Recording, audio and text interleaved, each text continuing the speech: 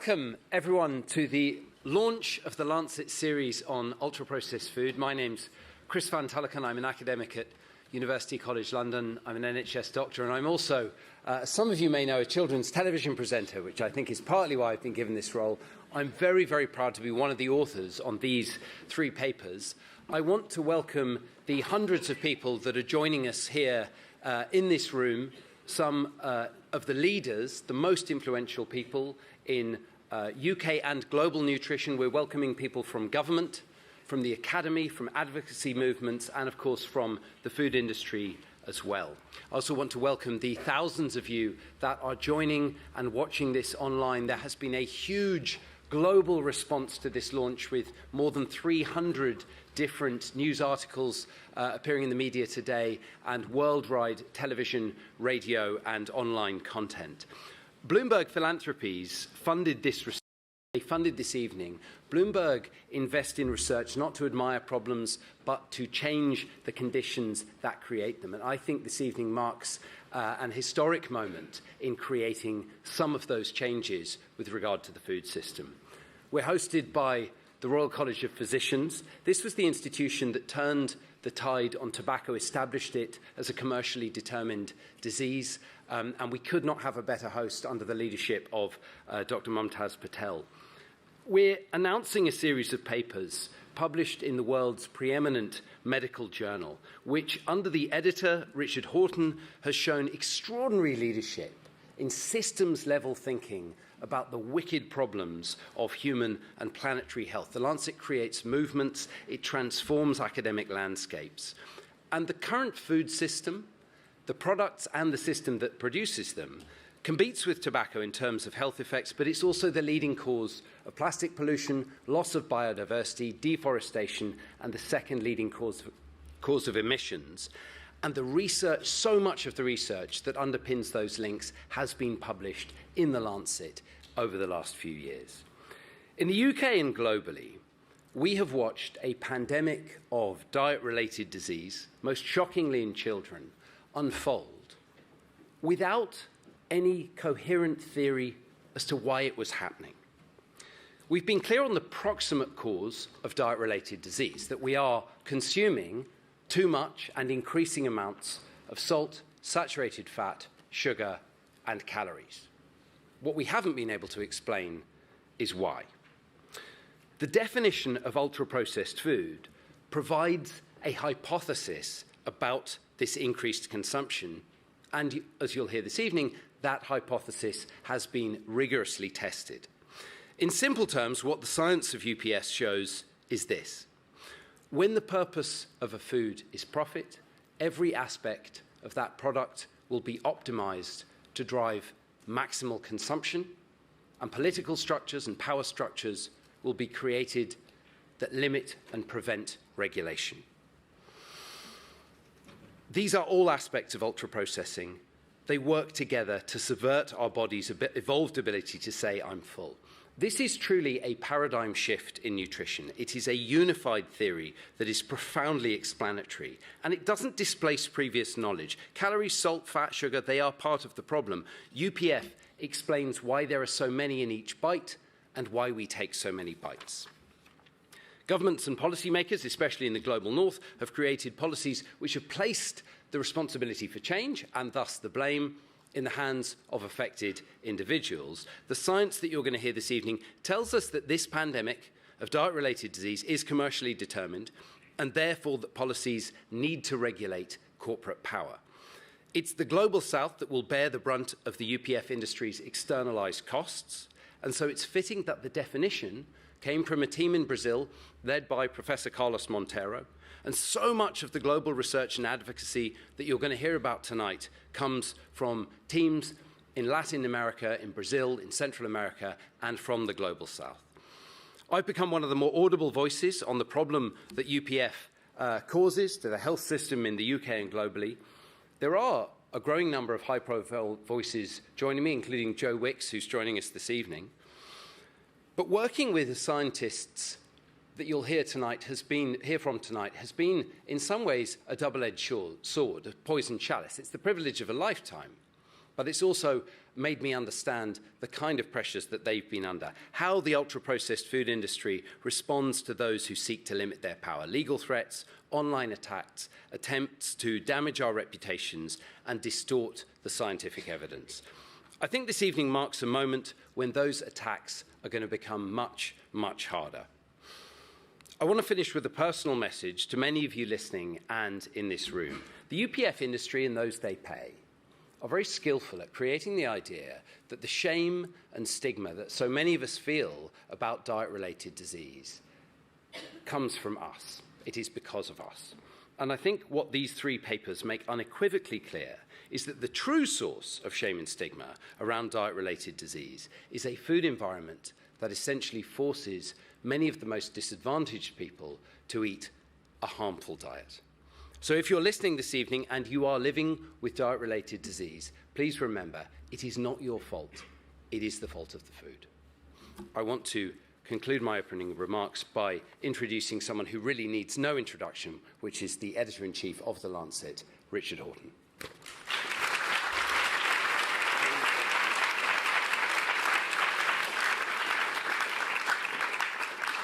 Chris, thanks for a fabulous opening. Welcome, everybody. Welcome from The Lancet to this evening. One of the more exciting moments in the history of our fight against non-communicable diseases came way back in 2011 at the high-level meeting of the United Nations General Assembly, where countries signed the very first political declaration on the prevention and control of non-communicable diseases. I was there. And it really felt like an inflection point in the history of global health. But I also thought that it was quite ironic then, and after publishing this series on ultra-processed foods, rather somewhat tragic now, that as I stood on the grounds of the main United Nations building in New York and looked across the East River, there in fluorescent red neon was, and indeed still is, and you can see it if you look on Google Earth, a gigantic advertising sign casting its radiant light over the hopeful United Nations delegates. And what did it say? Pepsi Cola. And as I reflect on why we have not, abjectly have not failed, why we've not made the progress over the last 14 years that we hoped to make on that day in September in 2011, I begin to understand why we have not. Turn to figure 2, paper 3. You'll see it on one of the slides in a few moments. PepsiCo right at the center of the hub, the network of influence of industry. Now, this series synthesizes the available evidence on ultra-processed foods. It draws conclusions, it proposes solutions, and it calls on every single one of us in this room to mobilize a much more muscular response against the ultra-processed food industry. And if you read this series from the beginning to the end in one sitting, as I did earlier this week, I think you will feel, I would guarantee that you would feel, a mounting sense of frustration and anger at the way that our food systems have been infiltrated, distorted, disrupted, and deformed by transnational corporations that have prioritized profit over health, market share over the environment, that have deployed sophisticated political strategies reminiscent of the tobacco industry to achieve their objectives,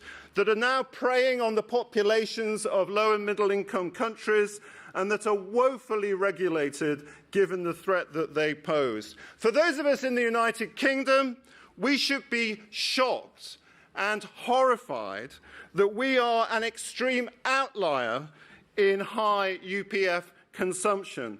Only the United States is worse than the United Kingdom. Look at the figures. Turn to the appendix to paper 1, figures S1 and S2, and you will be horrified to see that Everyone in this room has been caught up in this web of industry deceit. This series also, as Chris said, describes many inspiring stories of success in countries that have been able to reduce the consumption of ultra-processed foods. And so, combined with the message about our more muscular mobilization, we have every reason to be hopeful. I hope that we can agree the UPFs are indeed, as the series argues, a major new challenge for global public health. And I would like to thank the series authors led by Professor Carlos Monteiro, Barry Popkin and Phil Baker, who you will hear from in a few moments, together with my colleagues at the Lancet, Sabina Kleinert, Hannah and Jenny, who've done all the communications work for this project. Really thank you for your absolutely brilliant work. I'm incredibly grateful. But please let's make sure, as we hear the presentations today, that we don't endure the same sense of failure that I feel after 14 years standing at that first political declaration. So let's seize the prize, let's go to the fight, let's hear the evidence. Thank you.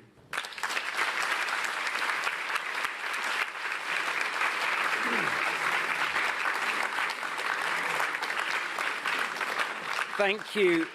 Thank you, Richard, and trust a journal editor to guide you to figure S2 in the appendix. They're always after the clicks. I now want to welcome Dr. Neena Prasad, who really we have to thank so much for this series. She is a public health physician by background. She is the lead for Bloomberg Philanthropies food policy program. It is not an exaggeration to say she is a force in global nutrition and public health and has done incredible work. Neena, welcome.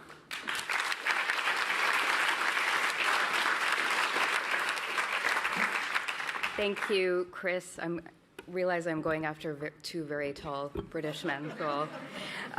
Thank you, Chris and Richard, for your powerful remarks and your leadership. Good evening, everyone. I'm Neena Prasad, and I have the privilege of leading the food policy program at Bloomberg Philanthropies. One of the best parts of my job is traveling around the world. And wherever I go, I like to stop in a supermarket, because those aisles tell an important story. No matter the country or its income level, the shelves now look remarkably similar. Bright packages, long ingredient lists, and foods that seem familiar but are increasingly far removed from what they once were. And what's concerning, and what this Lancet series so powerfully shows, is that these ultra-processed foods designed to maximize profit are displacing healthy foods, reshaping global diets, and fueling an epidemic of preventable disease. We funded this series because it embodies the purpose of our food policy work: to turn evidence into action and create healthier food environments for everyone. This issue sits squarely at the intersection of science, policy, and power, exactly where public health progress is made or lost. Our goal is simple: to bring the best evidence to the table, make it accessible, and help governments to act on it. While we know this series will face resistance from powerful interests that profit from UPFs, we also know progress is possible because we've seen it before. Through our long-standing support for tobacco control, we've partnered with governments and civil society to advance evidence-based, life-saving policies. That experience demonstrated that while evidence is essential, it must be reinforced by strong policy commitment to withstand the influence of commercial interests and achieve lasting change. The parallels between tobacco and UPF industries are striking and deeply revealing. Both are dominated by powerful transnational corporations whose profits depend on driving overconsumption. Both use sophisticated marketing, especially to children, to build lifelong customers. Both have perfected the art of delay, funding studies to create doubt, framing public health measures as nanny state overreach, and promoting voluntary self-regulation to avoid real accountability. Even their products share a similar logic. Just as cigarettes were engineered for addiction, ultra-processed foods are engineered to keep us reaching for more. Because of our work in tobacco control, we recognize these patterns and we know what it takes to change them. By supporting this series, we aim to accelerate this shift. The series offers the clearest synthesis yet of how ultra-processed foods harm health, how industry practices drive consumption, and what can be done to reverse these trends. The series challenges us to re-examine how our food system is structured, who holds power within it, who benefits, and who bears the cost. Collectively, these findings demand a paradigm shift, one that forces us to rethink the relationships between food, health, and power, and to act accordingly. Before closing, I want to acknowledge the 43 experts from around the world who contributed to this series. Their rigorous research, debate, and collaboration have produced an extraordinary body of work that will help guide policy and practice for years to come. I also want to recognize the civil society organizations worldwide working on the front lines to build healthier food environments. Their experience and insights were vital in shaping the paper's analysis and recommendations, and their voices are heard throughout. My thanks to the Lancet team for recognizing the significance of this issue and helping to elevate it on the global public health agenda. And finally, thanks to all of you for being here and engaging in this conversation and the work you do every day to turn evidence into action. Thank you.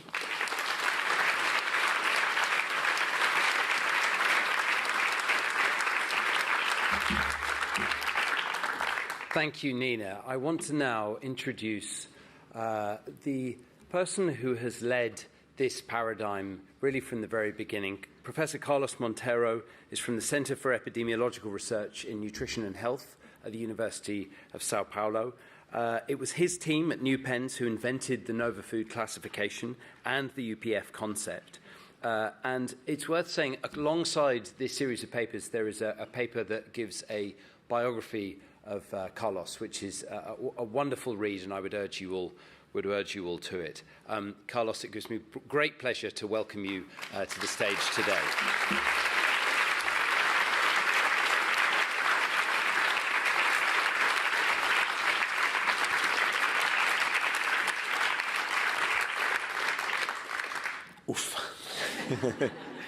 Well, good evening, everyone. Hello to colleagues that are following us online. We'll do now a brief synthesis of each of the three papers. I'll do paper 1, Camila will do paper 2, and Phil paper 3. But before this, on my behalf and on behalf of the other 42 authors, I have a number of acknowledgements, and I will read them to save time and avoid mistakes. First, my sincere thanks to the Lancet and its editors for accepting our proposal and for the exceptionally rigorous and productive peer review process applied to our papers. A special word of thanks to you, Sabine, for reminding us throughout that this series could not simply be good. It needed to be truly excellent. I would also like to recognize the outstanding work of editors, designers, and especially Hannah, involved in the final preparation of the papers in the development of beautiful materials for their communication and dissemination. A special note of thanks must also go to Neena and Bloomberg Philanthropies, not only for supporting the production of the series, but also for their global leadership in advancing sound food policy and for embracing the need to target ultra-processed foods. I'm also grateful to all of you who made space in your schedules to be here in person and to the more than 3,000 people who are following this event online. On behalf of my colleagues and myself, I want to acknowledge the presence of representatives of World Health Organizations, UNICEF, and many other national and international organizations. Finally, I must acknowledge a group of people from my university. Okay, so these are the 3 papers. New ideas or new paradigms, they rarely, if ever, emerge from a single mind. This was the case with the hypothesis regarding the link between food processing and human health, raised by this group of people at the University of São Paulo. It was also the case with the development of the new food classification created to examine this hypothesis, first in Brazil by this same group of people, and subsequently in many countries by research teams from prestigious universities in the 5 continents, many of whom are also authors of this series. Now we can go to the synthesis of the 3 papers, starting with the first one. First, I will describe the thesis relating food processing, food ultra-processing, and human health, and then we'll see the evidence of this. Okay, so the thesis addresses the million-dollar question. What is causing the pandemic of chronic diseases, diet-related chronic diseases? And our thesis postulates that it's the displacement of traditional dietary patterns by the ultra-processed pattern, both defined by the NOVA food classification system. NOVA has 4 food groups. The 4 more processed group is ultra-processed foods. These are assemblages of processed food substances and additives, engineered and marketed to displace all other NOVA groups, to be overconsumed, and to maximize industry profits. The other 3 groups are unprocessed or minimally processed foods that we know for centuries, processed culinary ingredients, salt or sugar, oils, and fats needed to prepare these foods, and some simple processed food like breads and cheese. These 3 groups, they form traditional dietary patterns, healthy traditional whole food meal-based dietary patterns. The most known is the Mediterranean diet, but we have the rice and beans in Latin America, we have several Asian traditional dietary patterns, African dietary patterns, and in these regions and in every place where the UPF still not dominate the food supply. Ultra-processed foods, obviously, they form the ultra-processed dietary pattern. NOVA provides also a metric to assess the exposure to the ultra-processed pattern. And this is simply the proportion of UPFs in the overall diet.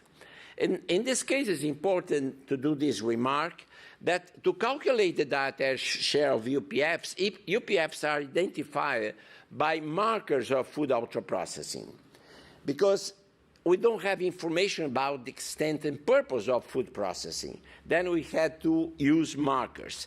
These markers are of 2 types. Things like protein isolates and other food substances you never have in your kitchen, and flavors, colorants, emulsifiers, and many others cosmetic additives. They were chosen as markers not because they are the biggest problem in these products, but because they are essential to the UPF business model, which is essentially creating attractive products with cheap ingredients that then can maximize industry profits. And another important remark is, and I heard very often this, that UPFs are a heterogeneous group in terms of nutrient profile. And this is sometimes taken as a proof that UPF concept is not useful for understanding relationship between diet and health. Well, the first thing is that there's no surprise that UPFs are heterogeneous regarding nutrient profiles. You have soda and you have fruit-flavored yogurt, for instance, because NOVA simply does not classify foods according to nutrient profile, right? It's according to extent. Not because nutrients are not important. They are very important. But the problem is that the nutrient-balanced diet are driven by consumption of ultra-processed foods. But it's not just nutrient. As you see, there's more than nutrients. But a more important argument is the fact that UPFs affect health as a dietary pattern or through the cumulative effect of substituting non-UPFs with their UPF counterparts. So tea, coffee, water is replaced by soda, fruit-flavored plain yogurt with fruits are replaced by fruit-flavored yogurt, etc., etc. And why this is important? Because this is the way that dietary patterns affect health. It's not just one of these substitutions, but is the group of substitutions. And we have anyone familiar with dietary pattern understand this. I mean, when you have studies about the Mediterranean diet, you don't relate protection with the replacement of butter by olive oil. I mean, you take in consideration all substitutions. And of course, if I take just one substitution, taking yogurts, for instance, maybe yogurts represent 1% of the energy intake. So what's the difference of having 0 or 1%? It's the totality of substitution that is important. Well, having said that, let's go to the evidence. The thesis that I presented, of course, is too broad to be tested by a single experiment. But this thesis implies 3 testable hypotheses. The first one is that the ultra-processed pattern is effectively, globally, displacing traditional dietary patterns. The second, that exposure to this pattern deteriorates several aspects of chronic disease-related diet quality, and finally increases the risk of multiple chronic diseases. If we have evidence for these 3 hypotheses, if these 3 hypotheses are supported by evidence, the thesis will be also supported. The 3 hypotheses were initially tested and confirmed in Brazil, but very soon colleagues from Spain, France, UK, United States, Australia, they start to test the same hypothesis with the data set, particularly cohort studies done in these countries. Here you see the number of studies, 0 in 1 in 29. It was the first proposal of NOVA, and then we have more than 3,000 papers about UPFs and health. So let's see the global evidence we have on the first hypothesis. First, we have 9 countries which have repeated national dietary surveys analyzed with NOVA. You see that in every country, we have an increase in the dietary share of UPFs. This increase is explosive, like in China. It tripled in 15 years, 3% to 10% of total energy intake. In countries whose series start at very low, very high level, above 50% of calories from UPFs, then you see a less intense increase. But in all of them, you see the increases.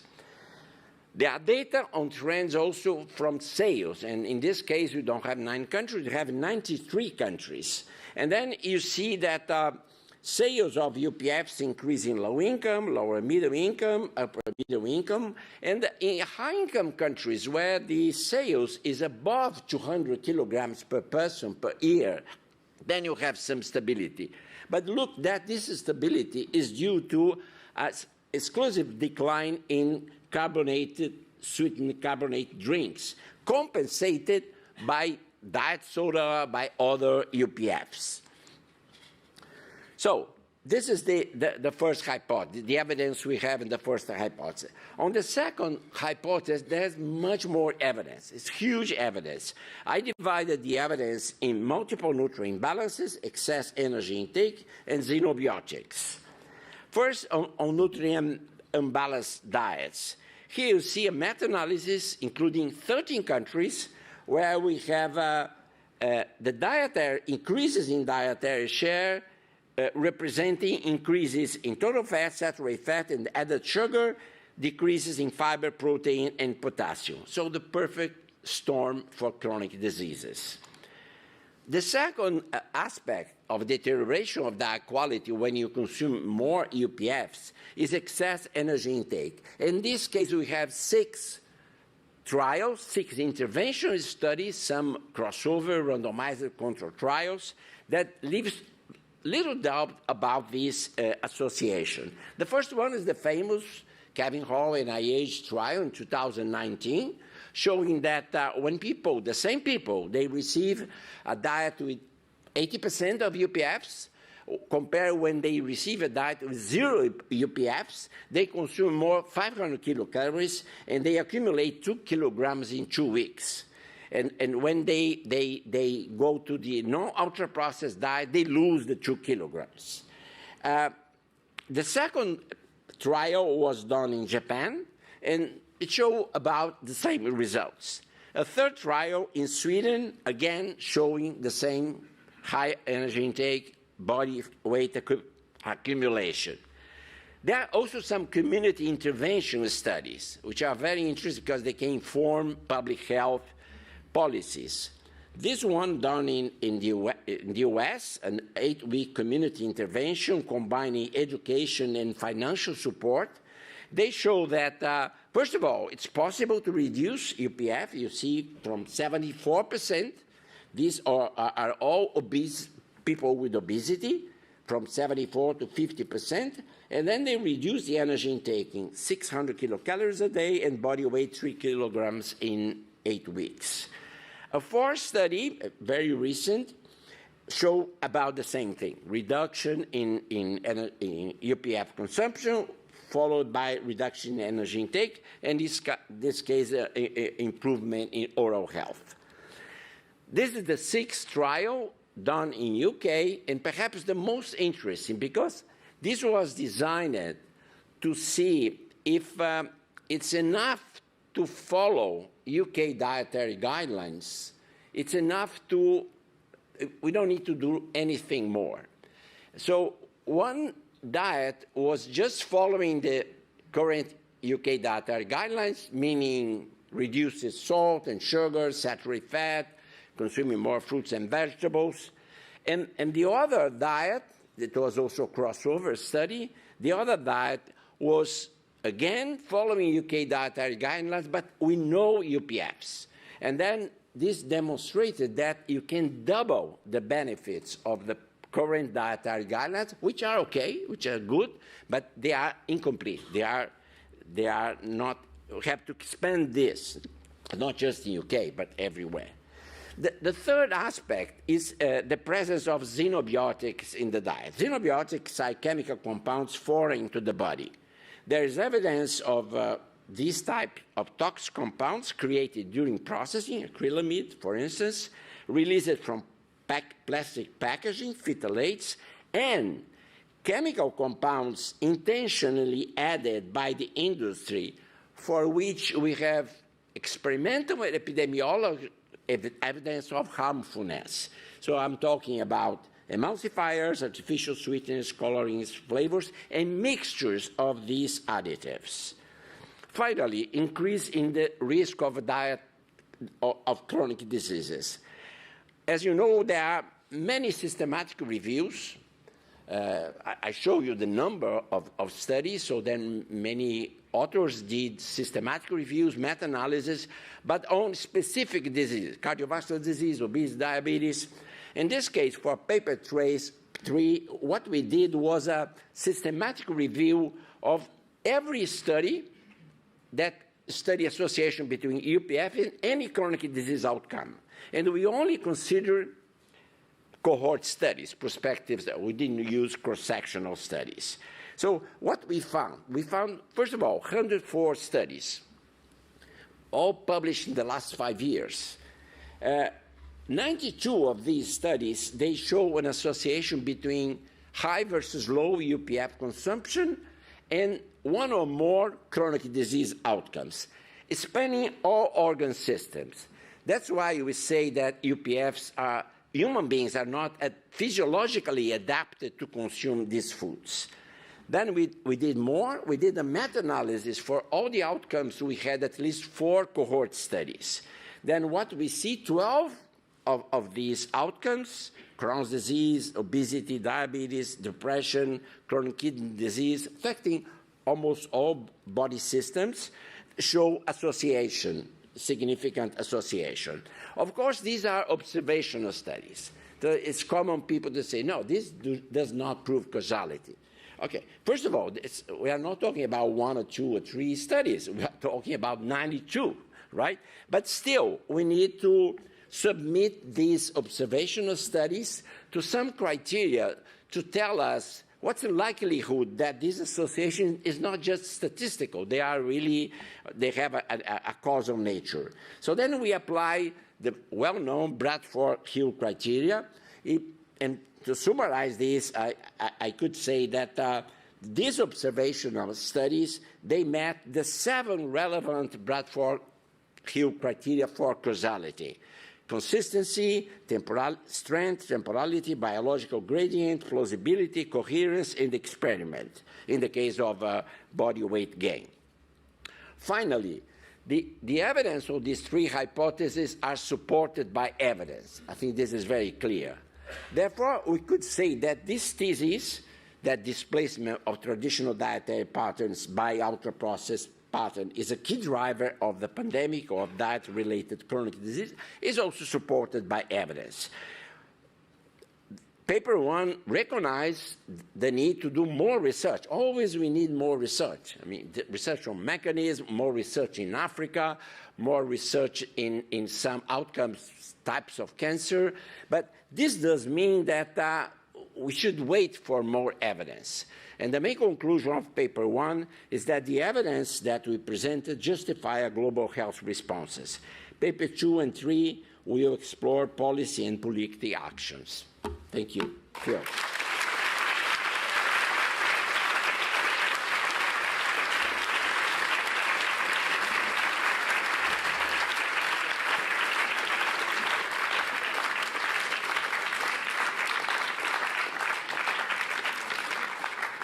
Carlos, that was persuasive, extremely persuasive, and thank you. I let the main act overrun a little bit. I'm going to be stricter with the rest of the speakers. I want to next introduce Camila Corvalan. She was the co-lead author of Paper 2 about policy. She's a professor at the Institute of Nutrition and Food Technology at the University of Chile. I think it's not an exaggeration to say that Camila has really been a key force in driving actual policy change and health improvements in South and Central America. So Camila, welcome.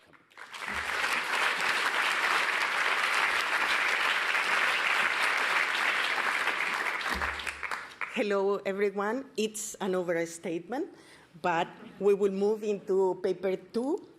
In paper 2, basically, we build on the evidence provided by paper 1 to present what kind of policies we need to implement to halt and reverse the rise in ultra-processed food production, marketing, and consumption.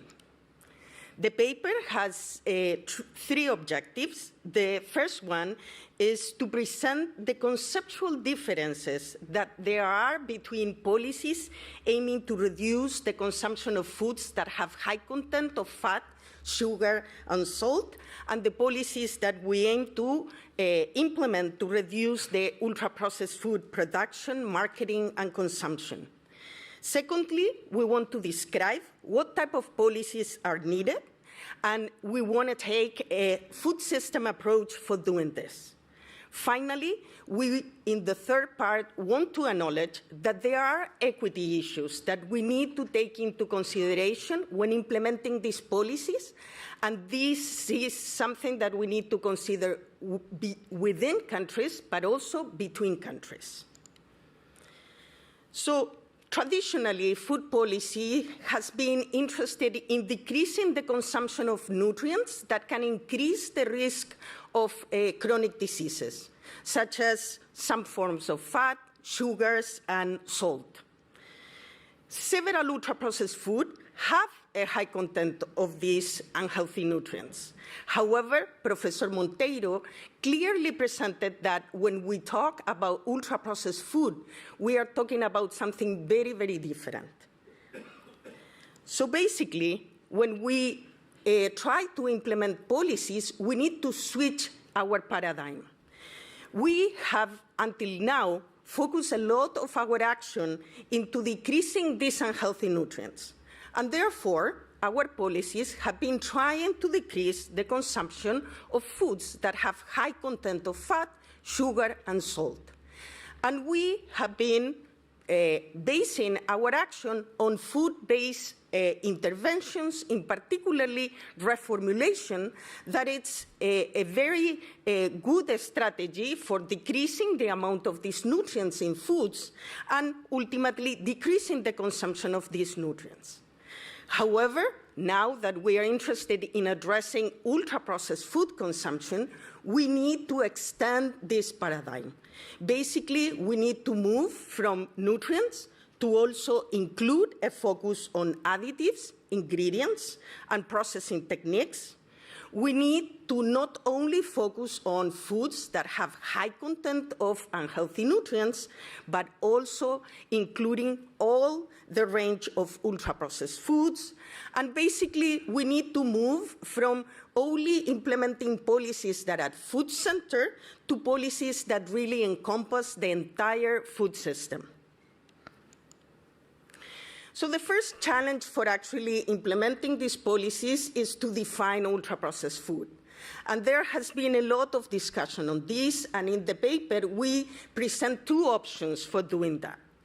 The first one is really based on what Professor Monteiro just mentioned. It's basically defining ultra-processed food for regulatory process based on the presence of at least one of these markers of ultra-processing. This is an approach that has been taken by several of the research that has been conducted in dietary guidelines in some of the platforms that are out there for consumer information. However, we realize that there might be some complexities in doing this in some regulatory settings, that some of these markers might not be available or might have different purposes in the formulation of the products.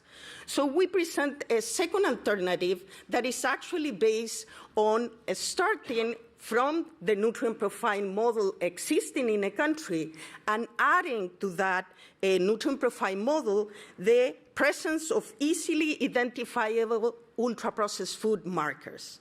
For example, here, this is the US food supply. We are using the nutrient profile model in Chile, and we are adding the presence of non-nutritive sweeteners, what will end up identifying 82% of the total amount of ultra-processed foods, and then we are adding the presence of cosmetic additives, and by doing that, we basically identify the totality of the ultra-processed foods. So we then move to review what are the options in terms of policies. We cannot do that really conducting a meta-analysis or quantitatively summarizing the effects, because this is a relatively new area. So basically, we present illustrative cases of success, and we pull out information from other areas that is useful for the purposes of defining what's the way to go. We have separated the policies in four main areas: food products, food environments, food corporations, and food supply chain. So at the product level, we are highly recommending to extend the nutrient profile models, as we mentioned, to include these ultra-processed food markers that will give us the opportunity of actually identifying the whole range of unhealthy foods. We are also suggesting that we need to revise our food standards basically, they should be recommending the mandatory declaration of additives and food processing techniques. This is needed for actually incorporating these markers in the nutrient profile models. And also, we think we should be revising the criteria for defining the safety of some of these additives, considering chronic exposure and also the interactions of these ingredients. Finally, we think that we could learn from experience like, for example, the regulation of trans fatty acids and consider that some particular nutrients or additives can be regulated at the level of the food product depending on how this evidence evolves. At the food environment level is where we have more success stories to tell, more illustrative cases that can give us an idea of what's the way to go. We have the case of Colombia that, building up from the experience of other countries in Latin America, has now incorporated a warning label for non-nutritive sweeteners. We also have the experience of Chile, in which we have implemented very comprehensive marketing restrictions to children for unhealthy food products. The experience of our friends in Mexico with the sugar beverage tax showing considerable reductions on the intake of sugar, and also changes on the procurement program, learning from the school feeding program in Brazil that has put a limit on the amount of ultra-processed food that can be provided in that program, now reaching to less than 10% of all the total purchases in the program. In the case of availability, speaking about regulation at the level of retailers, we have less information, but there is some evidence coming from alcohol and tobacco restrictions that we could use and that is presented as an option in the paper. We also need to act at the level of corporations. We will hear much more about this on paper 3, but we really think we need to implement some actions at this level. Very briefly, we need to move from self-regulation to mandatory regulation, strong evidence that mandatory regulations are the ones that have a higher impact. We also need to start to consider monitoring the quality of the product portfolio of these corporations and thinking on restrictions to marketing, and even limiting the amount of selling of these products depending on the quality of the portfolio. We need to think in actions and policies that can prevent corporate concentration of food markets, and also we need to regulate political power, and we will hear much more on paper 3. Finally, we need to act at the level of the food supply chain. We need to rethink about reoriented agricultural subsidies to discourage the production of cheap ultra-processed food ingredients, and at the same time promote diverse and locally oriented food production. We need to revise trade policies to incorporate public health exception, restriction to investor protection, and safeguarding domestic agricultural markets. Finally, we think we have a lot of synergies with environmental policies. There are actions like taxes to single-use plastic, restrictions on packaging, and water use regulations that also will have a beneficial effect for ultra-processed food pandemic. We are aware that in some countries, part of the consumption of ultra-processed food has been concentrating in lower-income families. So we really think that for modifying the dietary pattern based on ultra-processed food, we simultaneously need to promote policies that will increase the availability, affordability, and consumption of minimally processed food and freshly prepared meals. Again, there are very nice examples across the globe. The school feeding program in Brazil mandates that more than 90% of the meals are minimally processed and 30% of the food purchased is locally produced. We also present examples of cash or voucher transfer programs that are directed to a vulnerable population for increasing the consumption of fruits and vegetables. And we also suggest that we should be thinking in commercial and public models for preparation and distribution of minimally processed, ready-to-eat, ready-to-heat meals, learning from local initiatives and communities that are already implementing these type of actions at a lower scale. Finally, we think we need to consider that countries are at different stages of this UPF transition. As we mentioned, there are countries that have a high proportion of intake of ultra-processed food, and most of this consumption has concentrated in lower-income families. In those cases, probably we will have to start with policies that will target some subgroups of ultra-processed food, and we will have to be very intentional on the policies that will increase the access to minimally processed and fresh meals in those families through procurement programs. And in the other side, we have countries in which the level of consumption is not as high yet. And in those countries, still, there are traditional diets that are the more predominant source of feeding. And in those cases, we need to think on all these actions that will prevent the rise of the intake of ultra-processed food, very integrated with food security programs targeted to the entire population. To wrap up, the message and the conclusion of paper 2 is that there are differences in the way that we will be implementing these policies, but there are cases of success, and there is clearly a need of implementing these policies in a coordinated and coherent way right now. Thank you.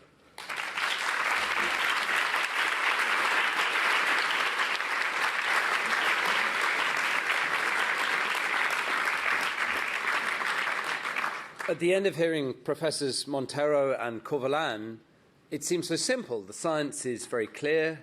I think we have established causality, and we have a whole suite of coherent policy actions available for implementation. So why isn't it happening? Well, the third paper really addresses that question. So I think the person who's going to give this next talk has the hardest job today. It's the hardest part of the problem to explain. And I would say that Dr. Phil Baker has had the hardest job maybe of any of the authors. I would say that's been my observation. If there have been authors like Carlos who have been generals at headquarters, Phil, I think of really as the field commander of this series. He has been out in the field, splattered in mud, wrangling troops. Anyone who's had to wrangle a group of 40 academics, more than 40, knows the challenges he has faced. And he has really been the engine behind this. And I want to take this moment really to say thank you to Phil for all his energy.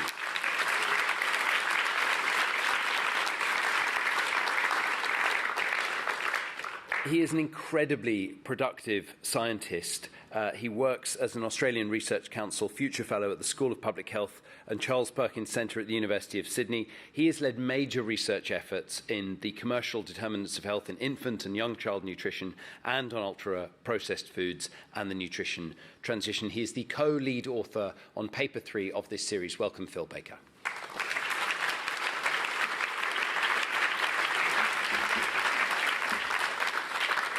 Thank you so much, Chris. It's an absolute pleasure to be here tonight after 3 years of hard work on this series. Thank you so much for joining us. And Carlos already said those thank yous to everyone. I just want to repeat those. Thank you so much for joining us. Our starting proposition in paper 3 is that the ultra-processed food problem is a commercially generated one.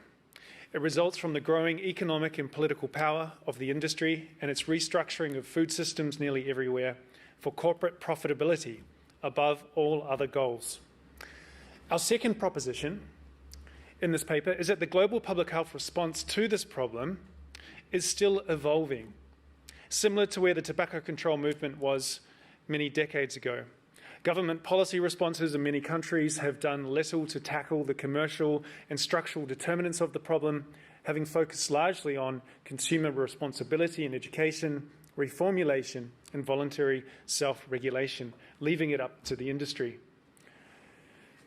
This policy inertia reflects the relentless efforts of this industry to counter opposition and block effective public policy responses. And understanding these corporate strategies is absolutely essential. Our final proposition in this paper is that the continuing rise of ultra-processed foods in human diets and the harm this generates is by no means inevitable. Rather, this rise can be disrupted and reversed through collective action. Powerful public health responses are already building momentum, especially in Latin America and sub-Saharan Africa, providing key lessons for scaling action elsewhere. So in paper 3, we had 2 major objectives. First, to understand the root causes of the ultra-processed food problem. How do we define this problem? How do we orientate ourselves towards it? Focusing on the structural and commercial determinants. And second, to present strategies for countering corporate power in food systems and mobilizing a global public health response. Now, this research was a collective effort over 3 years by some wonderful colleagues, but it was very much informed by another group that was extremely important, and Neena has already mentioned them, by the civil society advocates, by the people already taking action on the ground within countries. And we spoke to these advocates across many interviews, many conversations in many different places around the world through a number of workshops that we ran in Latin America, and the Caribbean, and sub-Saharan Africa, and the Asia Pacific. And you can find these voices in the supplemental appendix that comes with this paper. And I would highly recommend taking time to read that supplement. And it gives so much, their voices give so much more richness to the results and the recommendations that are presented in this paper. So let's begin with this first objective. What are the root causes of the ultra-processed food problem? Now, to understand the root causes, we began with the NOVA food classification itself. Most of the debates on ultra-processed foods are highly technical in nature, occurring within the realm of epidemiology, of food technology, and similar disciplines. Now, what these debates often ignore is the social scientific perspective, the political and economic perspective that is also built into NOVA, which differentiates foods not just by the extent of processing, but also by the purpose. And by focusing on the purpose of processing, this forces us to ask not only what is in the food, but who produces it and why. Now, humans have processed food for many millennia. Techniques like grinding, drying, salting, smoking, fermenting have transformed foods into safer, tastier, and more nutritious and durable forms, contributing to food security, employment, convenience, and culture. And this is the purpose of the first 3 NOVA groups. In contrast, the purpose of NOVA 4, or UPFs, is profit maximization. They are the result of a corporate business model that is heavily reliant on using cheap commodity ingredients and technologies to minimize production costs, designing products for maximum sensory appeal by optimizing taste, smell, color, and even the sound that the product makes as you bite into it, and emphatic branding and intensive marketing to generate demand and drive consumption, and especially by powerful new forms of digital marketing, much of which is targeting children. And as NOVA says, these features of ultra-processed foods, this purpose, makes them liable to displace all other foods in human diets. Now, this liability to displace because of these features and that profitability is extremely interesting. To test this proposition, we examined the financial performance of food corporations across all food sectors listed on the US Stock Exchange. And we found that between 1962 and 2021, of the nearly $3 trillion in payouts by all of these food corporations to shareholders, over half of those were distributed by UPF manufacturers alone.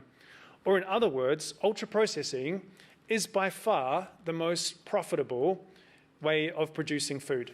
If you are an investor, it is the best investment for your money. Now, this is crucial to understand and for policy to respond to, because these corporations can use their high profitability and that investment to do very crazy things in the food system.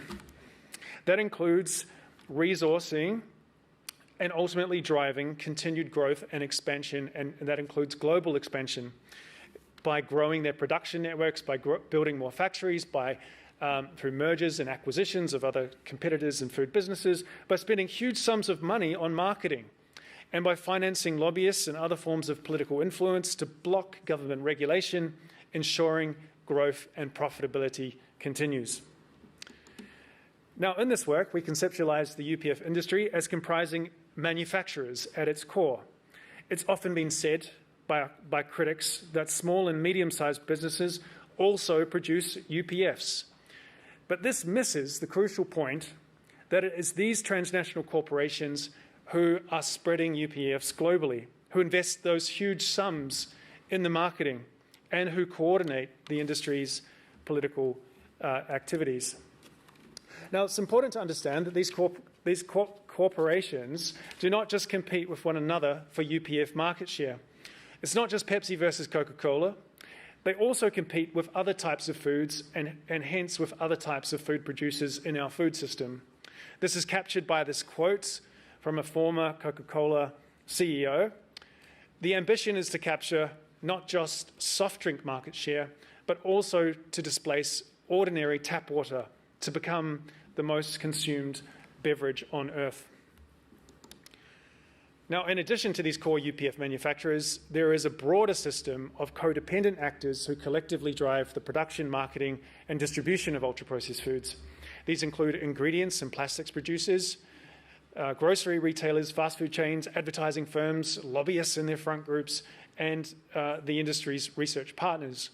We label these actors collectively as the UPF industry and the food systems they generate and control as UPF systems.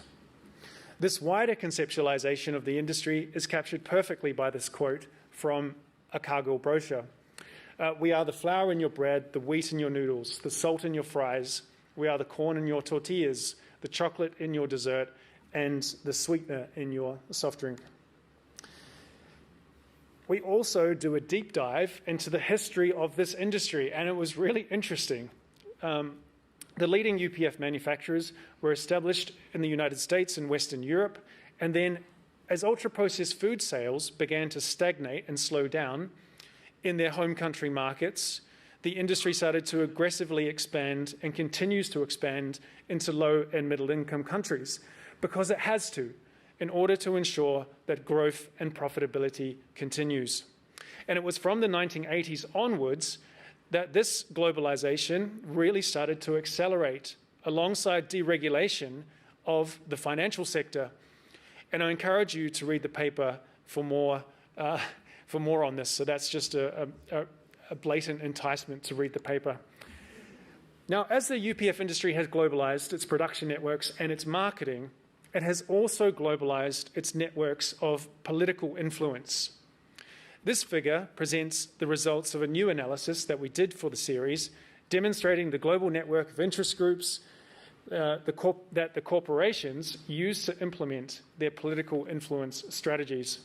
The size of the circles indicates the number of connections to these front groups, and you can clearly see the central coordinating role of the leading UPF manufacturers. Now, these front groups engage in a wide diversity of corporate political activity, as do the corporations. That includes lobbying and political donations, litigation, pushing for public-private partnerships. Policymakers, you can work with us. We're part of the solution. Team up with us and we can solve these problems together. It involves civil society co-optation, health and greenwashing their products and their supply chains, select our healthier or greener ultra-processed food, framing and co-opting scientific public debate and policy debate, and manufacturing scientific doubt, and we describe this in great detail in the paper. We also critically evaluate the corporate social responsibility claims made by the corporations and their front groups. They say that they provide jobs and investment, helping to grow economies, that they provide solutions to malnutrition through micronutrient fortification, that they are self-regulating their marketing. There's no need to regulate us. And they're using sustainably sourced palm oil or reduced plastics packaging, and so on and so on. Yet these claims obfuscate the fact that these products are harmful and socially unnecessary in the first place. Money spent on UPFs is money that is extracted out of low and middle income countries to corporate shareholders in North America and Western Europe, that is diverted away from local food producers, undermining the economic viability of local food systems. These arguments ignore the fact that huge areas of agricultural land are being diverted away from core food production to produce commodity ingredients, and the contributions of this industry to the loss of biodiversity, to climate change, and the unfolding global plastics crisis. And these impacts are likely extensive, given that PepsiCo claims a 7 million acre agricultural footprint. Nestlé's greenhouse gas emissions are larger than those of Switzerland, its home country, and that Nestlé, Coca-Cola, and PepsiCo are well evidenced to be the world's leading plastics polluters. Now to the second objective. How do we mobilize a global public health response to this problem understood in this way, as a commercially generated problem? Our starting point was to ask, well, why now? Why is a good time to mobilize such a global public health response? We did another analysis for this series in which we show there has been a remarkable and sustained growth in public attention to UPFs. Carlos showed the explosion in scientific research. There has also been an explosion in the number of media articles using the UPF term, growing from just a few articles in 2010 to almost 7,000 articles in 2024, more than 4 times the number of articles using all other unhealthy food descriptors combined. So there's something quite interesting about this UPF concept that makes it very socially salient in ways that other types of descriptors for unhealthy foods just have not been able to achieve.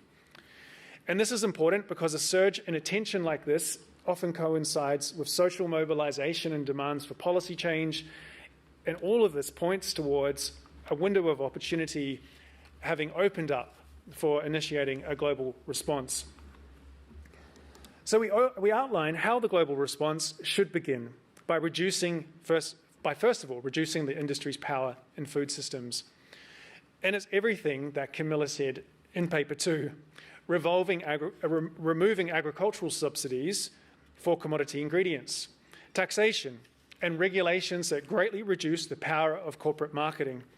Ultimately, we may need to make producing ultra-processed foods much less profitable to disrupt the UPF business model, while at the same time ensuring that resources in our food systems are redistributed to those producing healthy and sustainable foods, so that the profitability, the income, the wealth that is generated flows back into communities and not to corporate shareholders. It also means governance reform, and we call for an end to any reliance on industry self-regulation and public-private partnerships, and for governments to instead anchor their responses in public policy, in law and human rights, including the rights to food and health and the rights of the child. It involves conflicts of interest safeguards, getting this industry and its lobbyists out of the policy-making room, just like many countries have done already with tobacco control. And this further extends to reducing the influence of this industry in the nutrition and dietetics professions and in the production of science. Now, any transition to low UPF diets must be just. We call for great care to ensure policy responses do not exacerbate food security for populations who may depend on low-cost UPFs, as they do here in the UK, in the United States, in Australia, that they are gender just. And I know that in the panel, Rita and others will talk about this in much more detail, and that we avoid stigmatizing certain types of UPFs, like infant formula, which many rely upon, acknowledging the commercial determinants that drive breastfeeding displacement. How an issue is defined and framed influences the priority it receives in terms of attention, resources, and the strength of intervention. Unlike global tobacco control, which focuses explicitly on products and industry practices, existing responses to unhealthy diets are largely positioned within obesity and chronic disease prevention frameworks. That is the dominant framing that exists. The UPF industry has exploited the focus on obesity in particular by shifting blame away from its products and practices, by emphasizing personal responsibility, lifestyle choices such as physical inactivity. We elaborate much more on this in the paper. We therefore call for UPFs to be prioritized as a distinct global health issue, to focus responses on achieving absolute reductions in the share of UPFs in human diets. We define the global health issue as the chronic disease pandemic resulting from the displacement of real foods by ultra-processed products, and we elaborate much more on this in the paper. We also outline what a global public health response might look like, including for the UN agencies, and with huge thanks to WHO and UNICEF, who are with us here tonight, for their leadership already on this issue. It's extremely important. This response can involve specifically defining the global health objectives, developing technical guidance for governments, and an international policy framework that empowers national legislators, leveraging international human rights law to hold corporations and states accountable, and finally, giving action on UPFs much greater priority in the global food systems transformation agenda. Finally, we turn to strategies for mobilizing collective action, drawing lessons from our workshops, interviews, and case studies on these incredible policy and advocacy wins in Mexico, Chile, and Ghana. We describe how powerful advocacy coalitions can stand up to corporate power, engage with legislators, and drive policy change. And these coalitions have included diverse groups and social movements spanning not just public health, but also environmental and consumer protection, parliamentarians, UN agencies, food producers, breastfeeding advocates, First Nations people, youth, among many others. And youth in particular have been especially powerful, bringing leadership and moral authority to these coalitions, as Darcy from Blackback will speak to in a moment. Now, the recipe for successful action, pun intended, is to combine political advocacy, including public interest lobbying with communications and campaigning, research that is needed to drive advocacy and design robust policies, and finally, working with lawyers to take legal action and defend public policies once established. And I'd like to end with some images of what this looks like. These were shared by the advocacy group El Poder del Consumidor in Mexico. The coalition they helped form and lead, that Simon will talk more on about later. The manifesto they developed, their campaigns, their events, and their huge, huge amount of media engagement that they did to drive some remarkable policy changes through the Mexican government. This is what we need. This is what it takes to stand up to corporate power, reclaim our public institutions and food systems for health, for justice, for sustainability. Thank you.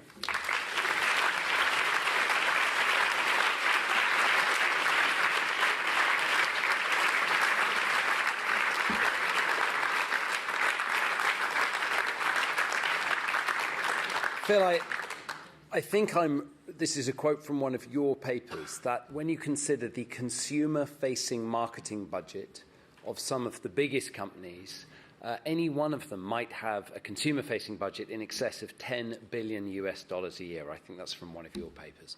The scale of power is nearly unimaginable, but Phil, you've presented beautifully there not just a way of rationalizing it, but also strategies and opportunities to tackle it, and I think given a source of optimism. We're going to split a panel discussion into two panels, and I want to describe this because I'm going to give you a chance to ask questions in a moment. First, we're going to have two guests who are not authors, but who are really at the forefront of pushing against corporate power and trying to change this system. After those two guests, two of our authors are going to be on stage with me, and they're going to take questions from the audience. I'm going to manage that quite closely. They have to be real questions, but if you do have questions, think of them. You're going to get 30 seconds to give your name, affiliation, any conflicts of interest, and your question, and I'm going to have the clock running. So it's not an opportunity for speeches, but it's an opportunity for the authors to defend our work and answer good faith questions.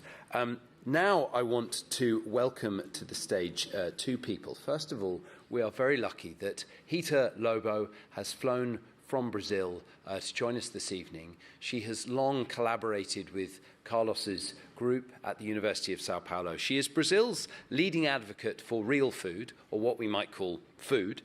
She's a chef,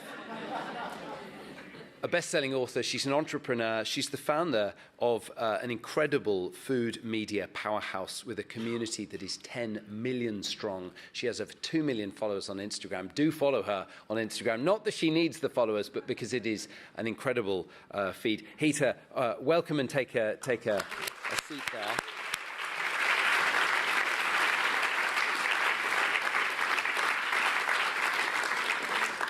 And joining Rita is Darcy Williams. He is the current CEO, the new CEO at Bike Back, which is an incredible youth activist movement that's been challenging a food system that, in their words, has been set up to fool us all. He's a specialist in child health and food policy. He worked for a long time at UNICEF and is doing his doctorate in public health at the London School of Hygiene and Tropical Medicine down the road. Darcy Williams, welcome also.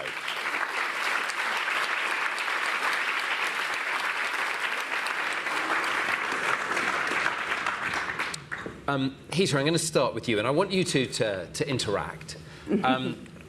Hi! Have you ever met? No pressure. We just met. And I'm going to keep one eyeball on the clock. Okay, I would love to hear from Darcy and Rita for the next 2 hours, but we are unable to do that. Full disclosure, I don't have 2 million followers. Maybe after this you will, Darcy. Yes.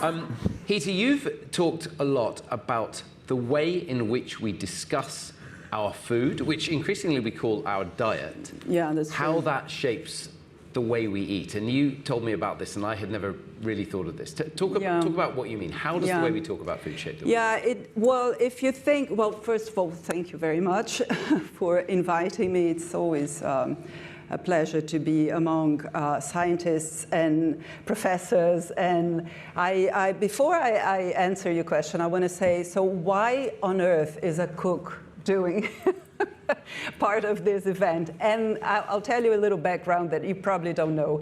When Professor Carlos Monteiro and his team were organizing the Brazilian Guide, and they realized that you had to, avoid ultra-processed food from your diet, right? We all agree on that. So, I think we all agree on that, okay? So, and we need to eat food, as you said, or real food, as opposed to ultra-processed food. And how do we do that? Cooking. So it's as simple as that. Learning how to cook is very important to maintain a healthy diet, but it's also something very difficult to say, because the first thing that comes in mind is, yeah, but women, they don't have time to cook anymore. But who said women must cook? Right? Well, I did. But most people do. So the reason why we partnered, Panelinha, my business, and Nupen's Professor Monteiro's team, is because not only I teach people how to cook, but I'm very clear on saying this is not a women's task. It's people's task. And it's not an art form. It's not something that you were born with. It's like writing and reading. It's something that you must learn. And everybody learns how to cook. And we all must learn how to cook. We've talked a bit about this evening of a paradigm shift and the new idea that came out of the University of São Paulo. Yeah. In a sense, do you think it's fair? We should take a moment to undermine that slightly and say that over many millennia, hundreds of millennia, primarily women invented human food Yeah. and did all this chemistry. And I think in a funny way, the science of ultra-processed food, which sort of crystallized in 2009, for many people was entirely obvious. And those people, I would suggest, were cooks in the home and chefs. To me, it's very obvious why we have you here. Yeah, but probably not for everyone. You know, it's funny because yesterday we were talking about this. I learned how to cook when I was 18 because I didn't know how. Because my mom is from the generation that had to leave the kitchen and the pots and pans to, find herself a place in the world.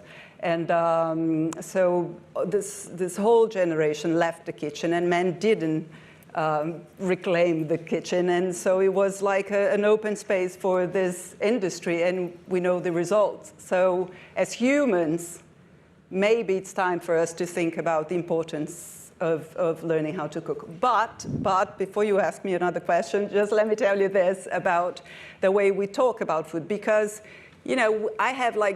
I've been working with this for 30 years now, and my website is 25 years, and it's around 10 million people in our community, and I've seen all the fashions. Like first it's like diet food, and then it's light, and then it's low carb, and then it's fat-free, sugar-free, and then gluten-free, and now, now if you ask someone in the 20s, so did you had breakfast? Yes, I had my morning protein. And would you like some bread? Oh, I'm lowering my intake of carbs. I'm changing up my macros. And would you like some water? Well, I hydrate already. So if you think about it, the way Sorry, keep going. No, go ahead. This is what we formally call nutritionism, isn't it? The idea that our food is simply a set of nutritional I think nutritionism led to this kind of talk. Well, we used to talk about food as cake and beef and beans. And the thing is, if you talk about food as in terms of nutrients, you're not... your relationship with food is like a transaction, and you're using not talk from the table or from the kitchen, but from the commercials. So if what you need is protein, it doesn't matter if it's eggs or beef or beans or whey protein or protein, whatever, yogurt. And if you need to hydrate, and instead of water, someone says that it's this sports drinks is much better for you, and then you probably drink this sort of, ultra-processed drink instead of water. So it's yes, I think the way we talk about food, it really leads to a different kind of diet, and we should be very, very careful about calling meats protein and bread and cake and other things, carbs and this sort of thing. I love that. And your clarity around that, I think, will speak to many of us in the room. We're going to question the way we discuss our dinner and our kids' dinner this evening, if those of us who have kids that are still awake. And I should pay tribute to Georgi Skrinis, who I think, and his team, who were really foundational in creating that idea that food is more than the nutrients. Sum of its mere components. Darcy, language is all important in your world. Can you tell us a bit about Bite Back and how this series lands in your world of food justice campaigning?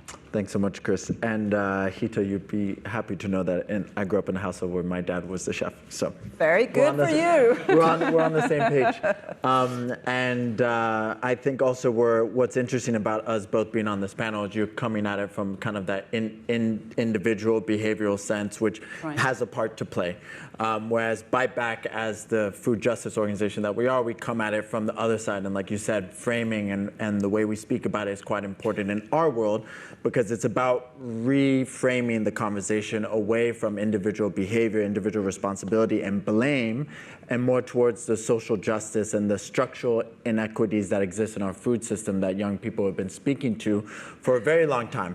So when this series landed, it's music to our ears, because it's basically the academic underpinning of what young people have been saying this whole time. This food system that young people are growing up in, whether it's here in the UK, where most of our young activists from Bite Back are based, or it's around the world with the youth activists from Fix My Food, the partnership that Bite Back has with UNICEF at the global level.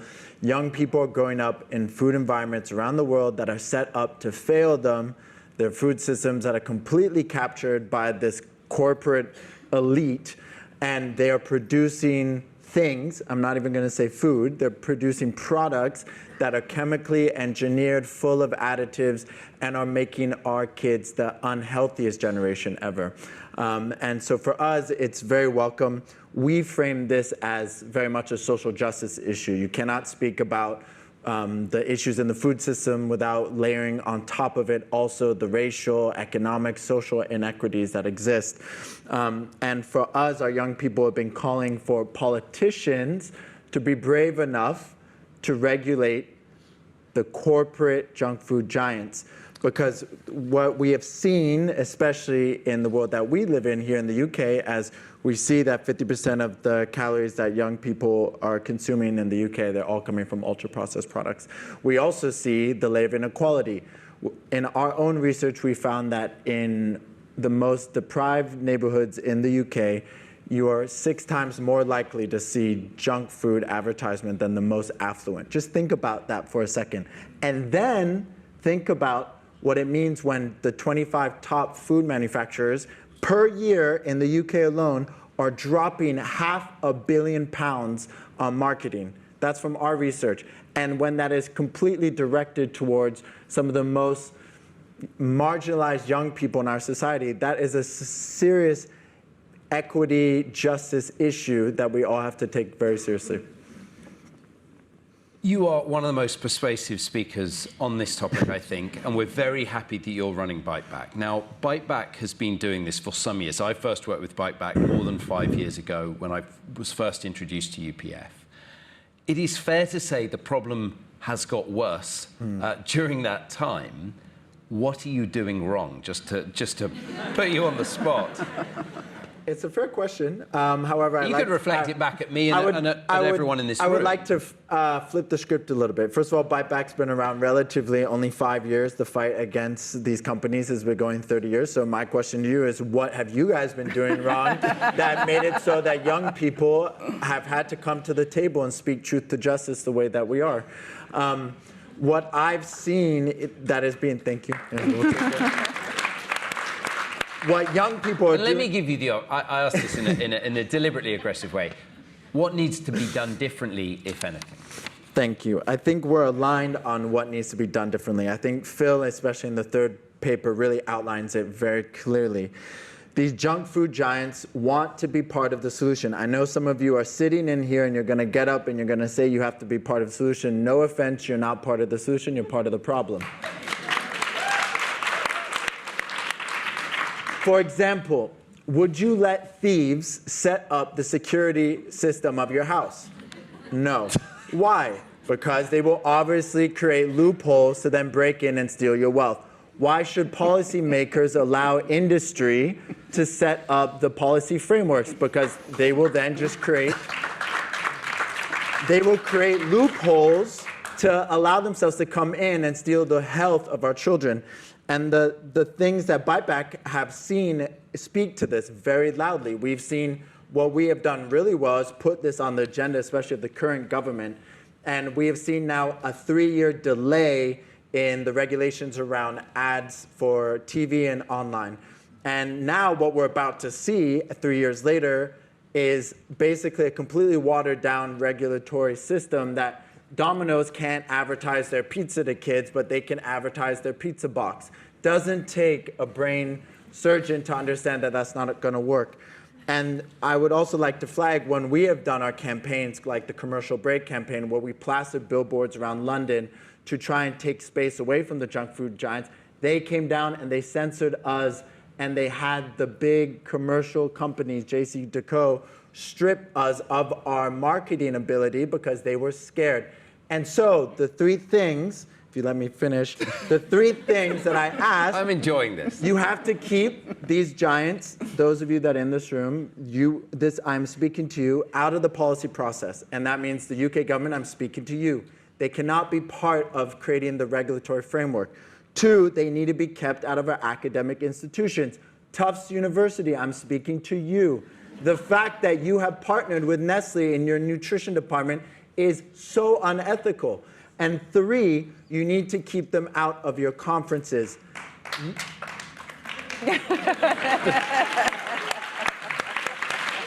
And on this last point, I'm speaking directly to the United Nations Food System Summit. Do not allow the corporate entities to capture our ability to push forward progressive public health policies for child health. Thank you.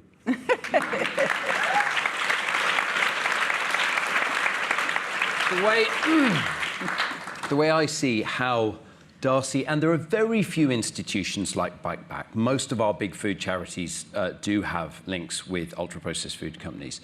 But I think you have a clear thing in common because you also turn down all funding and advertising from ultra-processed food companies. And it is so important that we have people tackling the structural drivers, driving youth advocacy, whilst at the same time other people giving tools to individuals to actually change, because people are left going, well, what am I meant to eat? And you furnish them with that answer. Rita Lobo, Darcy Williams, thank you so much. Thank you.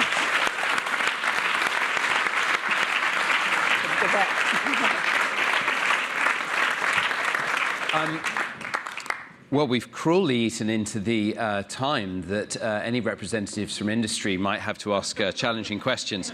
No, we're not going to eat into that time. We're now going to have 25 minutes of questions, and I would sincerely love people from industry to ask questions. I'd like to welcome to the stage, first of all, Mathilde Touvier, one of our authors on paper 1. Mathilde, welcome and have a seat there.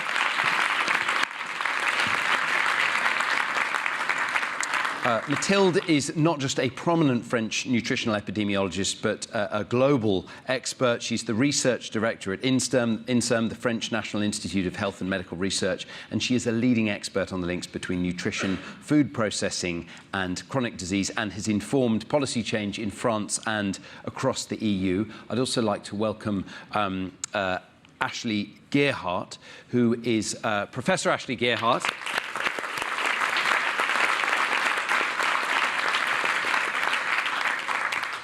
Ashley is a professor of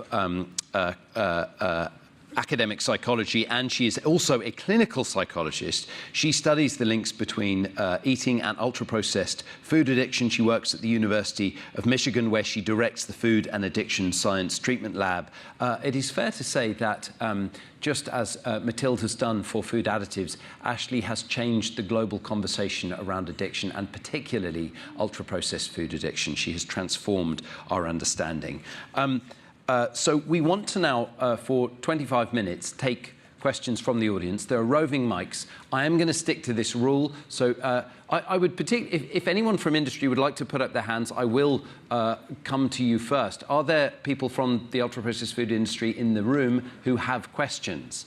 And I would absolutely understand. We want to welcome you. This is not an occasion we want to be hostile. There are roving mics. You've got 30 seconds, and I am going to put the clock on that. Should we take one, Ben, from the back there? Hi. State your name, institution, and any conflicts of interest. My name is Lucia Maria. I'm a holistic therapist, and I work in London for 21 years. As a holistic therapist, we have a lot of people. One Health, it is a part of the food. They come with a serious problem where they take a lot of medicine. And when you discuss now about the government have taken some actions, however, we need to go direct with our society. and they educate in the schools. And it's important to be here in this discussion because there's a lot of things passing around and the community not take part. And they be here and be involved. It is important this word is spread all over around, not stop around here, and we can't be strong to fight. We need a nation united together. We appreciate the words of support. I do really want questions, and ideally questions that challenge the science. Can we put up your hands if you have questions? Are there any people from industry in the room who would like to ask a question? Keep your hand up if you're from industry. And, there's one person there. You're a medicinal chemist. We'd love to hear from you. OK.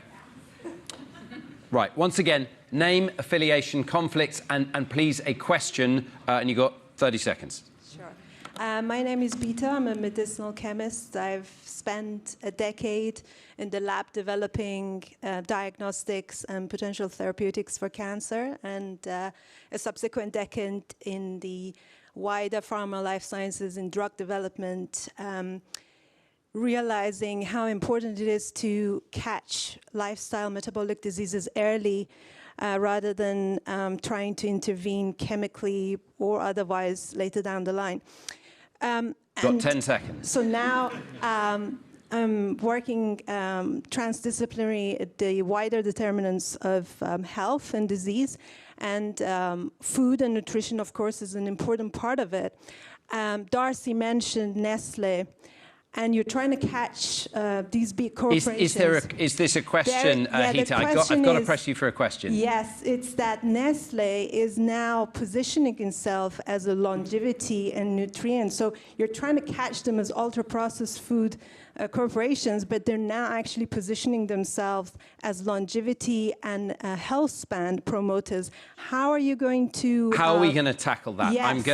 Mathilde, have you got a reflection on this? Food companies now positioning themselves as nutritional experts. We see this with PepsiCo, General Mills. How should we tackle that problem? Yes, it can look type of ironical when you see that these corporations, Nestle and others, are commercializing these ultra-processed food. And when, I don't know if you see the figures that Carlos presented for paper 1 for overall mortality, premature death, 20 studies, consistent studies showing increased risk of mortality linked with ultra-processed food, cardiovascular mortality, obesity, and so on. So this is really completely ironical. It shouldn't be part of their message and positioning. It's the same tactic when Coca-Cola, for instance, sponsors the Olympic Games. There were Coca-Cola everywhere in Paris recently, so it's really, really, yes, annoying to allow them to green their image and say, okay, we're going to help you live longer, while in fact we are commercializing these ultra-processed foods. So, yeah. Ashley, do you want to chip in here? Yeah, I've been really interested. I've been reading a lot of food industry newsletters, and I'll tell you the phrase they're using, functional indulgence. And the goal is to take the base that is mimicking the effects of addictive drugs and the magnitude that it's stimulating and hooking your brain, not satisfying you, not nourishing you. It's got tons of sugar, fats, additives. But you add a little protein, you add a little fiber, and then you try and give people the cover to consume products that are just going to continue to harm their health. So functional indulgence is what it's called. This is not new. This is from a playbook that we've seen from tobacco, that you take the product and you slightly health wash it. We're seeing it with low tar cigarettes. We're in kind of the mild cigarette era, but we're seeing that even with vapes, where they'll take additives that are being put in foods and then putting them in vapes to try and health wash. And this is why it's so important to be able to connect with what is a real food and what is something that's engineered for maximal profit. It's such an important point, and remember that some of the biggest tobacco companies are also now asthma inhaler companies. So this is why, as Darcy said, we've got to shut them out of the room. We have a question in the middle from Vicky Sibson, I think, from First Steps Nutrition. I've saved you a couple of seconds of intro there, but do state who you are and any conflicts. Thank you. Yeah, I'm the director of the UK Public Health Nutrition charity First Steps Nutrition Trust, and I have no conflicts to declare. I was struck by the amazing presentations. Carlos's presentation was brilliant, and it gave an outline of different products by Nova classification. And I didn't see any, there was a choice, or there was no illustrations of products marketed for babies and young children. And in the second presentation about the policy options, I observed that I didn't think that the options that were put forward work very well for products marketed for babies and young children. And yet in the third presentation from Phil, the multinational companies that produce products for babies and young children are disproportionately represented. So my question to the panelists is, what do you think needs to be done about products marketed for infants and young children, and do we need to think differently about the policy options?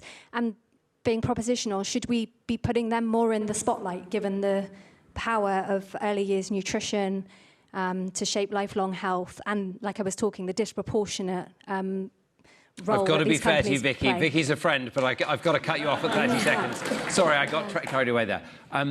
Ashley or Matilda, I want to hear from you. I think also it would be fair to send this to Phil or Carlos about whether the series is neglecting infants, toddlers and children. Matilda, do you have a reflection on that? Yeah, sure. You're totally right. And we were speaking about that yesterday. The problem is for everybody regarding ultra-processed food. And you see some adverse health outcomes such as cardiovascular disease, mortality, and so on at the end of life. But of course, children are the main target of these marketing, these advertisements, and not only in television now, but also in social networks and in many ways that 10 years ago we wouldn't even imagine, and that are currently totally free from regulation. And so definitely children, adolescents are the targets of all the policies that we want to implement in paper 2. They should be the priority. And I think UNICEF is going to implement some additional information later tonight. Yeah, so I totally agree. We know that the brain is more vulnerable when you're younger to the impact of these hyper-rewarding profiles. And in my work, we look at the core classic signs of addiction, loss of control, intense cravings. We're seeing that in children, over 1 out of 10 are showing the full clinical sign of addiction, but to these highly rewarding ultra-processed foods. And so if we wait until adulthood where we're really going too late, and as a parent of 2 young kids, I have to say the health washing seems like low-hanging fruit, that if something is an ultra-processed food, particularly delivering those poor rewarding nutrient profile, it shouldn't be able to say high in vitamin C or whole grain when it's really not providing nourishment.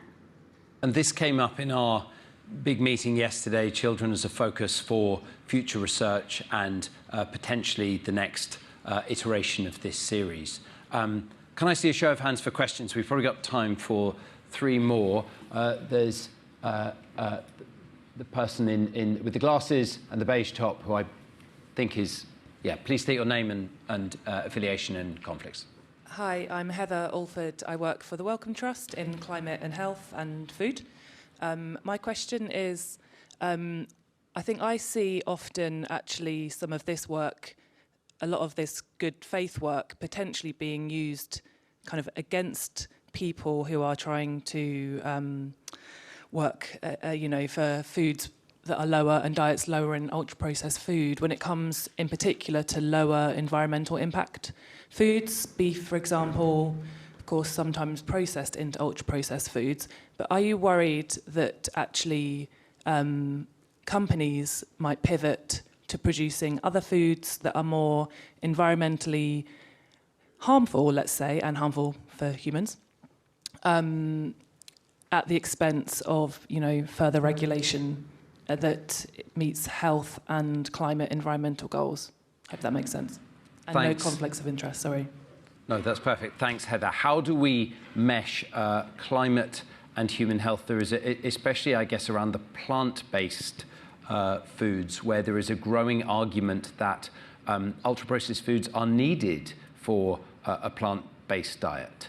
Do you have thoughts on that, Matilda? Yes, it's true that tonight we spoke more about health, human health, but the environmental consideration and impact of ultra-processed food is also very important. There has been several publications showing that these ultra-processed food are also very harmful for our environment. There are some elements also in paper 3 about these problems.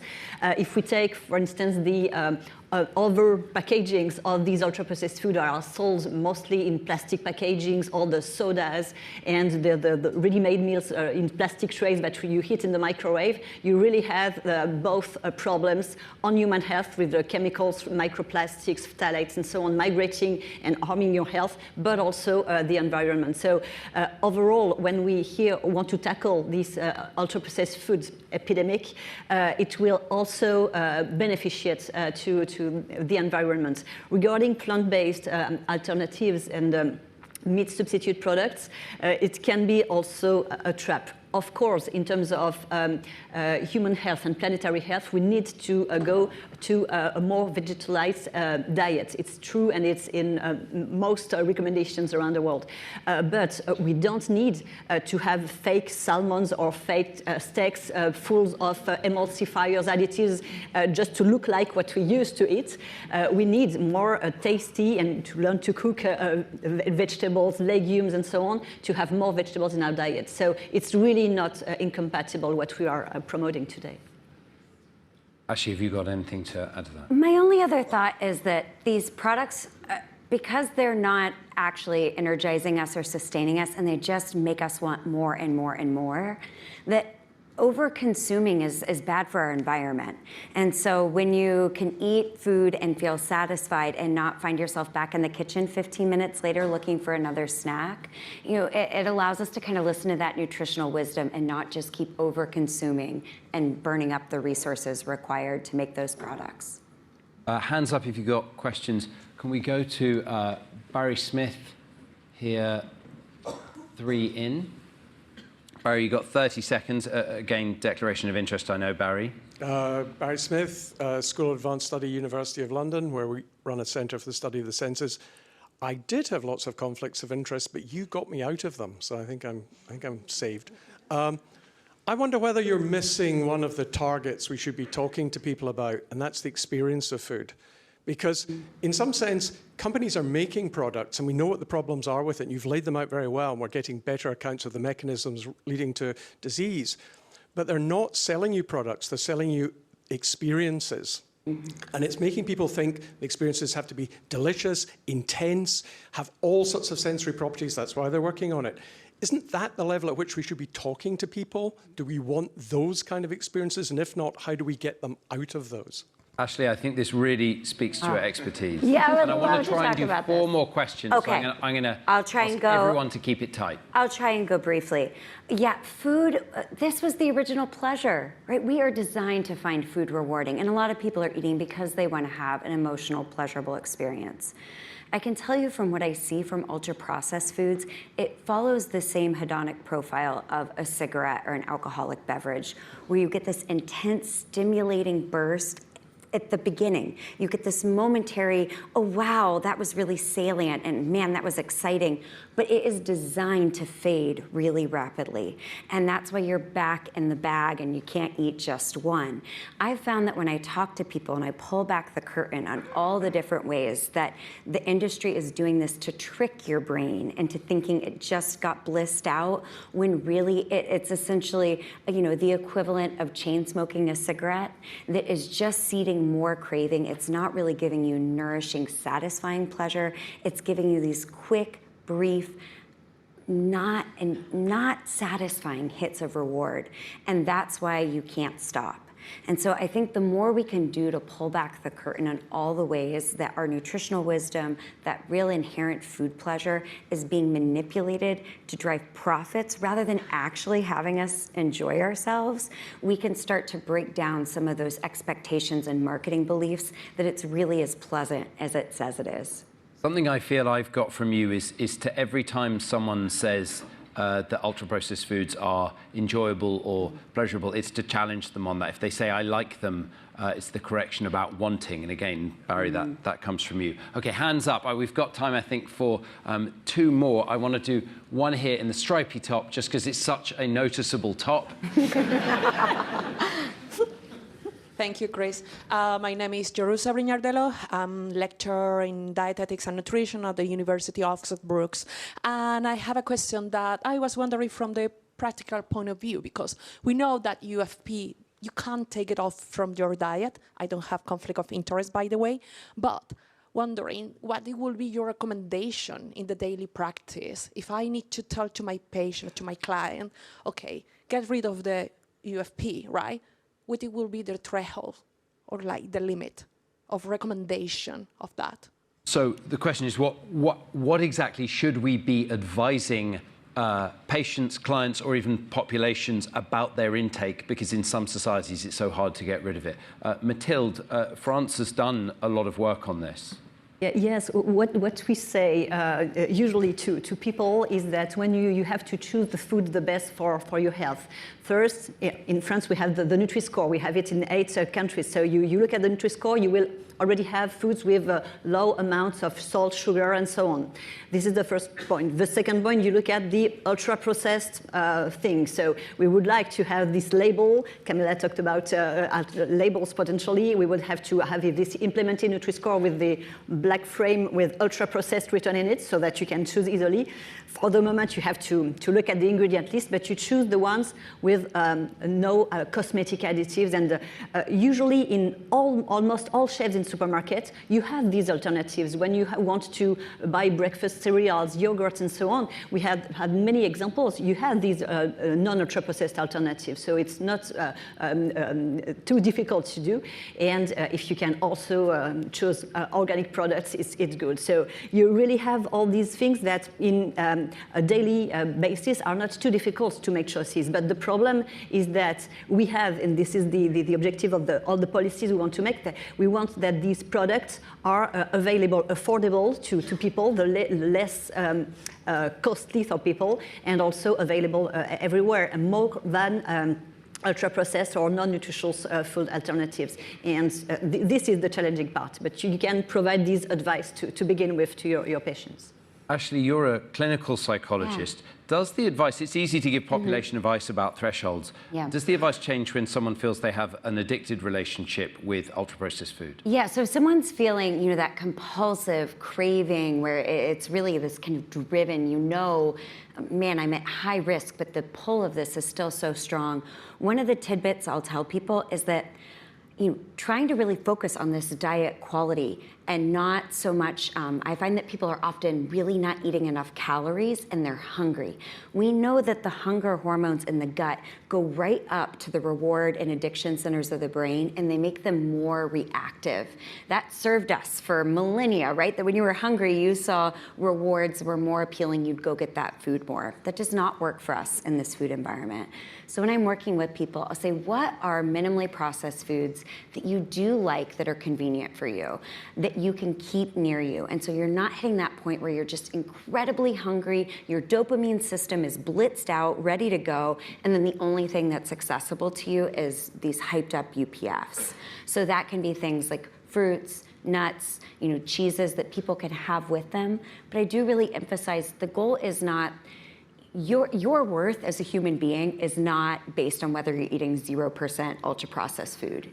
Your worth is on taking care of yourself physically and emotionally and doing things that fit for your values. So what is our next best step to maybe take the most harmful UPFs out of your diet to get you one step closer to a diet that really feels like it's energizing and sustaining you? So that's the way I've approached it with people. It's not a black and white thinking sort of approach. I think somewhat like Darcy and Rita, you have presented, both of you, these structural solutions, but we do need, as much as we are not about individual responsibility, we need to consider how individuals respond to these policy changes. I know there is a room full of questions. People are desperately making eye contact with me. I have to keep the show on the road because I am not the only one who needs to go to the loo, I am sure. and we have precisely 35 minutes left of talks. So Mathilde and Ashley, thank you so much.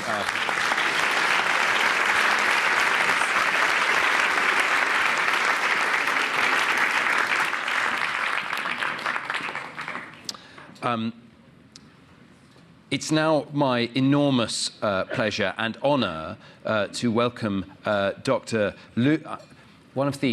Before I say this, one of the enjoyable things about presenting with so many authors, such a diverse authorship, is you all get to enjoy me humiliating myself by not being able to quite say anyone's name.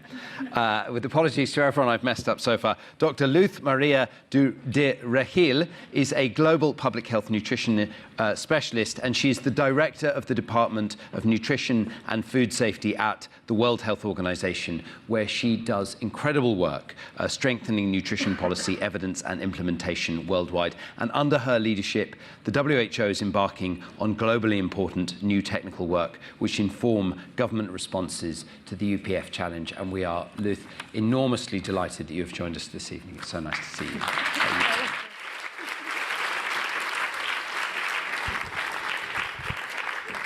Thank you very much, and thank you so much for the invitation. I can tell you that I'm speaking on behalf of a big team that is watching this and commenting about all the speakers, about all the questions. So to them, of course, I hope that I will make a good job in representing all the work that they are doing to advance this. So for the WHO, it's critical that we advance action in this area, because it's a health issue, an equity issue, and a sustainability issue, as we have heard. And our job is to learn, to listen, to consolidate, and to guide governments to do the right policies. I'm going to repeat a little bit of what has been said, but how we are approaching this. We know that 2.6 billion people are unable to access a healthy diet today. This number sometimes in 1 year is worse, it's 3 billion, sometimes it's 2.5 billion, but it's going up in many ways. And what we see, and the State of Food Insecurity report showed last year, is that it's not only that they are not accessing, or people are not accessing a healthy diet, is that, as it has been discussed today, what they are consuming is amounts of ultra-processed foods, because they are convenient, cheap, and available in multiple places. And I will just repeat what it has been said today. There is mounting research showing that these type of food products are leading to changes in patterns in disease, clearly in a series of non-communicable diseases. But also, they are leading to environmental degradation. And we approach this in an holistic way, in a One Health approach in many ways. We know that we believe that we are accessing amounts of food that are amazing, but actually what we are seeing is a big number, or a large number of brands selling the same product in different forms, the same wheat that is highly productive and is produced to have enormous yields rather than nutritional quality. It's taking lands for production of more nutritious foods.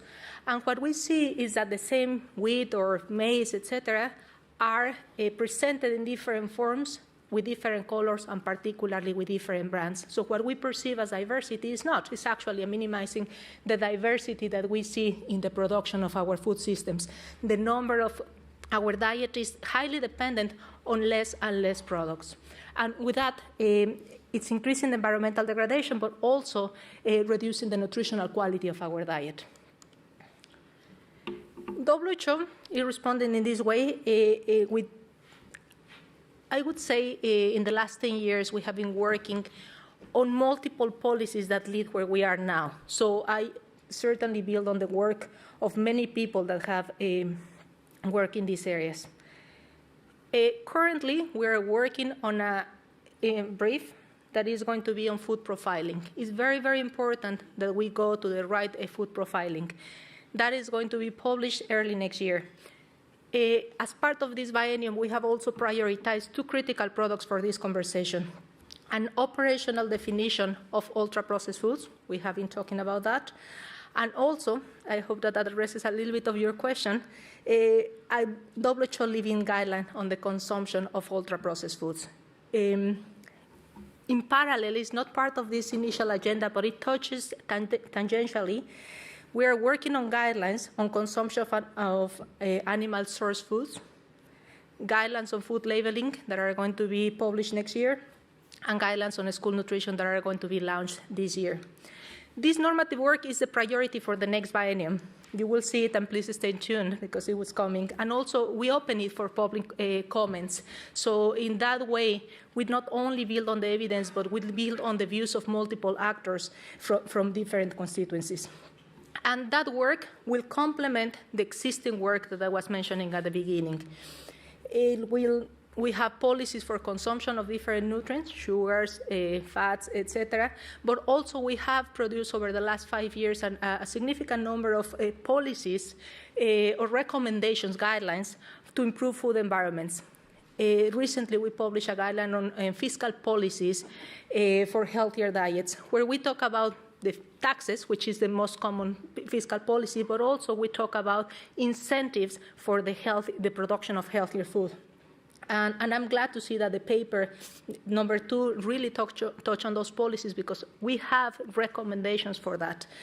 And many of those policies are already part of the WHO best buys, that means that they are policies that are highly cost-effective for governments to implement. Easy? No, but they are very highly effective and cost-effective.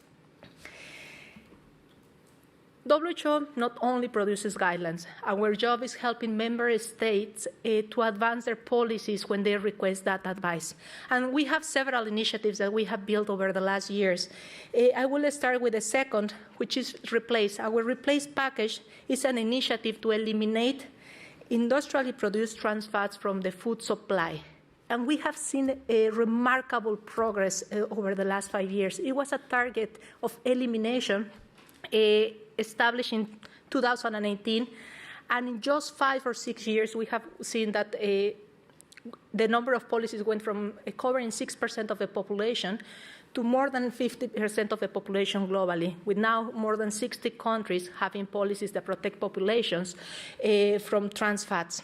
So it means that sometimes we say that the policy cycle is very slow, but with the right mixture of evidence, advocacy, will of many of the civil society, brave government officials that are willing to fight this fight, it's possible to advance these policies. And of course, within the governments, we need different sectors. It's not only nutrition, but food safety, legislatures that need to come together to actually do the right thing for public health, to protect people's health, and that's our job.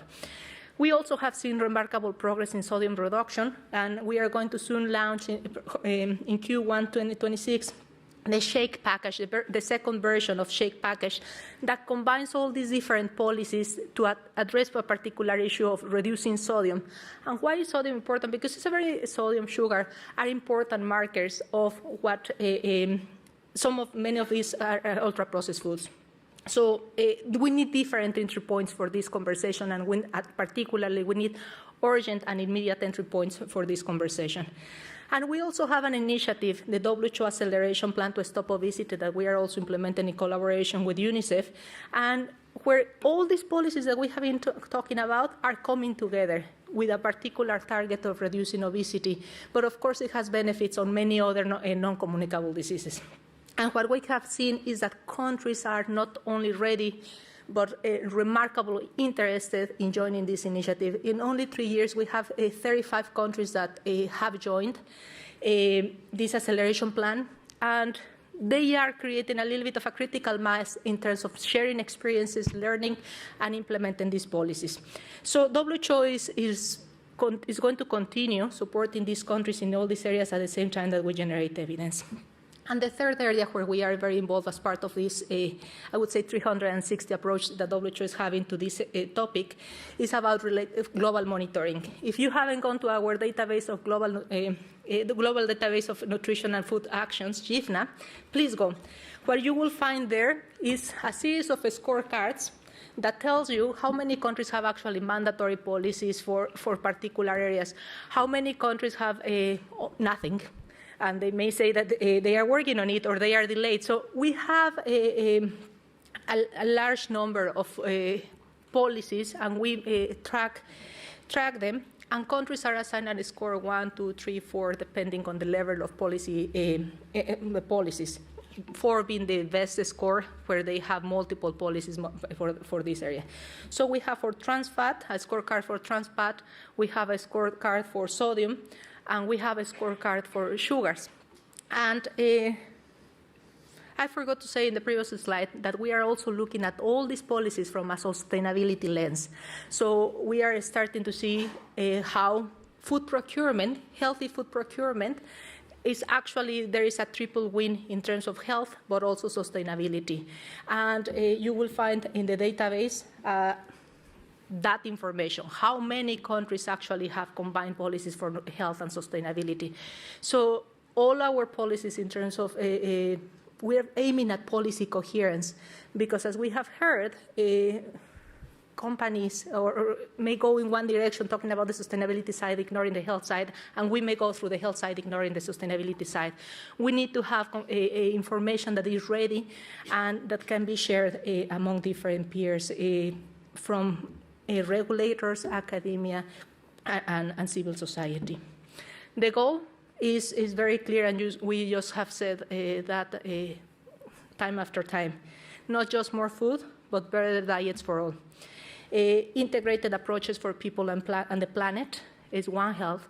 And then triple wins in terms of reducing undernutrition. In this conversation, we are talking about a lot of obesity and NCDs, but this is highly relevant also for the undernutrition agenda. We need to have another win in terms of protection for climate. And what we want is to ensure that there is equitable access to healthier food by all. Thank you very much.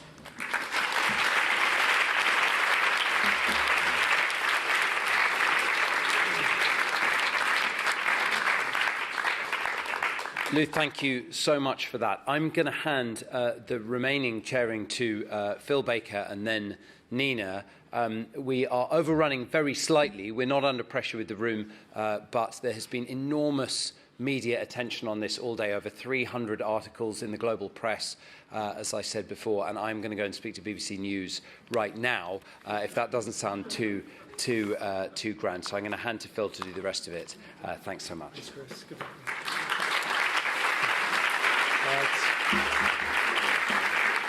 And it's amazing because this was on the front page of the BBC website earlier today. The BBC want more for TV. So that's cool.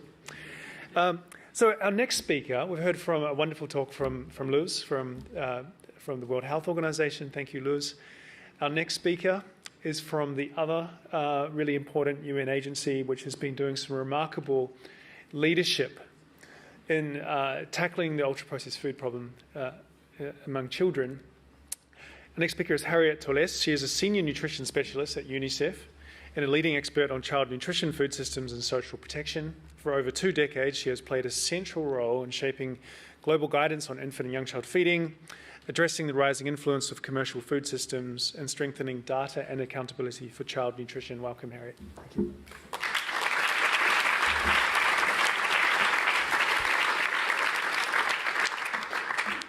Thanks, Phil. And yeah, I'm here to talk about children, to bring this conversation to children. So very happy to hear earlier comments about children.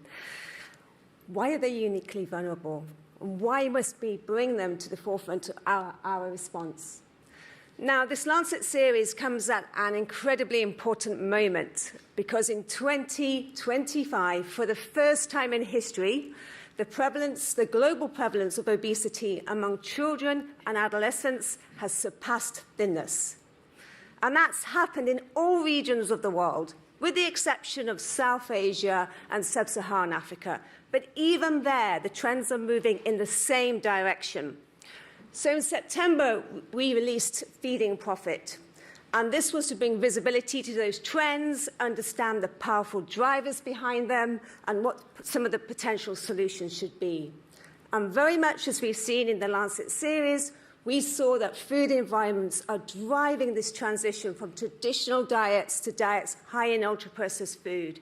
We're in a situation now where children in US, Australia, and UK, more than half of their energy intake is coming from these foods. But it's not just there. In Chile, Mexico, Indonesia, children 2 to 5 years old, they're getting about 40% of their energy also from these products. So we've also been working with global experts to consolidate the evidence on children, and in a couple of weeks we'll be coming out with a state-of-the-art review. What we know is children are uniquely vulnerable, and childhood and adolescence are times of enormous growth and development, where poor diet quality can have really profound consequences. But taste preferences are also formed in early childhood. And when children are exposed to ultra-processed foods, commercial cereals, purees, puffed crisps, all these sorts of foods, they limit their exposure to diverse tastes and textures.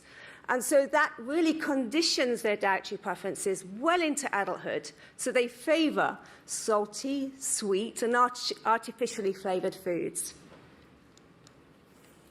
So in this review, what have we found? Well, we've seen very strong and compelling evidence linking ultra-processed food consumption in children and adolescents with poor diet quality, with excessive energy intake, and a whole host of imbalanced nutrient intakes. Also convincing evidence, of course, on overweight and obesity, on dental caries as well. But there's also this emerging body of evidence on other forms of child nutrition, such as undernutrition, stunting in particular, and micronutrient deficiencies, cardiometabolic risk factors, hypertension, more likely to have early onset of type 2 diabetes in early adulthood, lower educational achievement also, and increasingly, of course, mental health challenges, anxiety, depression, hyperactivity. And there are gaps in that evidence. We know there are. But we believe that this critical threshold for action has well been passed across all geographic areas, including low and middle-income countries, and we really need to act now. So, this widespread proliferation of ultra-processed foods combined with aggressive marketing. This marketing follows children wherever they live, play, and learn. We've seen it in childcare settings, in schools, in shops, in bus stations, in train stations, in theatres and cinemas, all over. But increasingly, of course, in addition to television, we're seeing it on social media, in video games. And it's particularly this digital marketing that is so insidious. It tracks children's online behaviors, it collects their data without their consent, and it drives powerful algorithms that individually target children. And these marketing tactics act at scale, continuously, often invisible to parents who would otherwise intervene. And there's strong evidence, of course, that this marketing works. And we've heard the concerns of children and parents who face this pressure intensely every day. So, a mother of school children, she finds instant noodles in her shopping basket because the children have seen the advert on television that very day. A boy in Nepal who craves those sweets that he sees advertised. A mother of an adolescent boy in Vietnam who's frustrated that celebrities are pushing products on her son. And then a 16-year-old girl in Chile. She sees these adverts, reel after reel after reel in Instagram, adverts for junk food. And these are the realities of children every day and their parents. We've seen it all. We've heard it all. What are we doing? So we've heard how profitable these products are. We've also heard how that gives immense economic and political power, which the industry harnesses very well to weaken, obstruct, delay regulation that would protect children from commercial influence. We conducted a survey in 24 countries, mostly among government officials and some civil society representatives, and 70% of those respondents told us themselves that industry influence is a major cause of issues in putting government-led restrictions on the marketing of these products. So these and other commercial practices are violating children's rights enshrined in the Convention of the Rights of the Children and other human rights instruments. It's the right to food, it's the right to health, it's the right to future survival. But in addition, by tracking children's online data, by using their personal data without their consent, it's violating their right to privacy. By misleading children and their parents with inappropriate health claims, it's violating their right to information that promotes child well-being. And by targeting children directly and exploiting their cognitive vulnerability, it exploits also their right to non-discrimination and protection from exploitation and harmful practices. So to understand the level of protection of children from commercial influence, we did a mapping of around 10 policies, looking at which countries have national mandatory policies in place. They're not all the policies needed, but they're a good set. And what you can see here is how low the coverage is, and especially for policies looking at the marketing of these products to children, particularly through digital platforms and so forth. There was no country that had all 10, and in fact, about 90% had 3 or less. So incredibly low policy protection of children. And this is what allows the food industry to continue to shape children's food environments in ways that put their profit ahead of children. But we've heard how change is possible. Some really promising examples from Chile, from Brazil, from Colombia and Mexico, where policies are specifically targeting ultra-processed food. They're restricting these products in schools, they're restricting the marketing of them, and there's front of packet labels that identify industrial ingredients. So there is movement in the right direction, but a lot more is needed. So at UNICEF, our engagement on and with the food and beverage industry is rooted in child rights, and it's guided by the principle that the best interests of children should be always our primary consideration. So we have released program guidance a couple of years ago, and in it includes our commitment to avoid all partnerships with the food and beverage industry that violate the International Code on the Marketing of Breast Milk Substitutes. We also will not engage in partnerships, branded interactions, or funded interactions with the ultra-processed food industries, and we advocate strongly for the food and beverage industry to be excluded from public policy making. And that's really...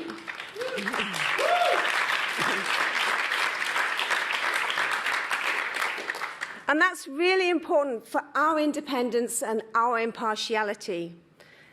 It protects our work from commercial influence, whether perceived or not. It upholds our credibility and the public trust that we depend on for our mission. And I hope it also helps us lead others by example. So we work hand in hand with governments, with young people, academia, UN, civil society, of course, to transform food environments for children, transform food systems for children. Across more than 70 countries, we're working to implement the code of marketing of breast milk substitutes to protect children from commercial influence. Also, of course, these other measures that are needed around school food environments, marketing restrictions, front-of-label marketing, etc. And as I mentioned, to put robust measures in place to prevent interference by the industry in public policy making. But we also work really hard to try and improve the access to affordable, nutritious foods for children and their families, and it's incredibly important we do that as well, including social protection programs that allow families, particularly vulnerable families, to afford better access to these foods. For example, through the First Food Initiative, we are working to improve the local production of nutritious foods for young children in Africa, by African industries for African children. And so this Lancet series has come at a really important time for us. We really stand committed to this agenda, and you can hold us to account to remain committed to this agenda. And we're very excited by this international policy framework, which we hope will protect children, their families, and societies from ultra-processed food. Thank you very much.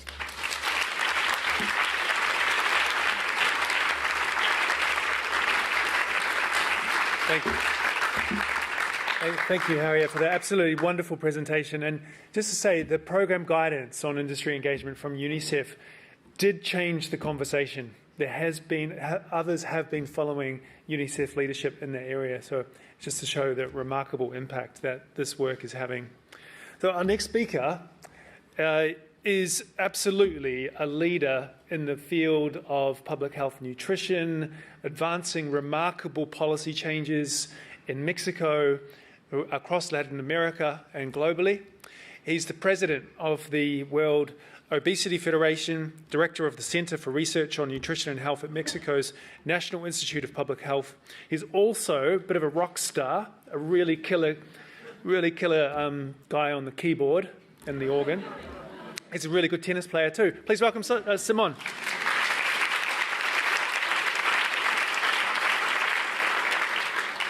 Thank you very much, Philip. Thank you very much. What a great honor to have this opportunity to talk to you in this very important day in which we finally are having this report that I'm sure is going to be very useful to shape policy around the world. And I will give you a perspective, a call to action from the perspective of the Latin American experience and also as president of World Obesity.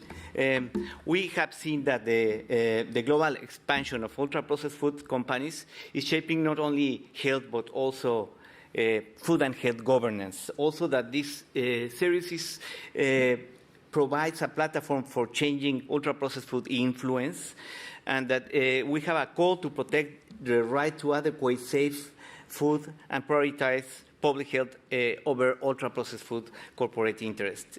And it goes to reframing the narrative around ultra-processed foods and global health. And in the third paper in which I had the pleasure of participating, we have three broad recommendations that are very important: reducing the ultra-processed food industry power in food systems, mobilizing transnational collective action, and generating political commitment for policy action. These are three very important recommendations, and we have also three key messages for civil society organizations. One is to recognize and counter the market and political power of transnational food corporations driving ultra-processed food production and consumption, so address the power imbalances. Also support civil society, expand the financial support for CSOs, coalitions, and social lobbying efforts.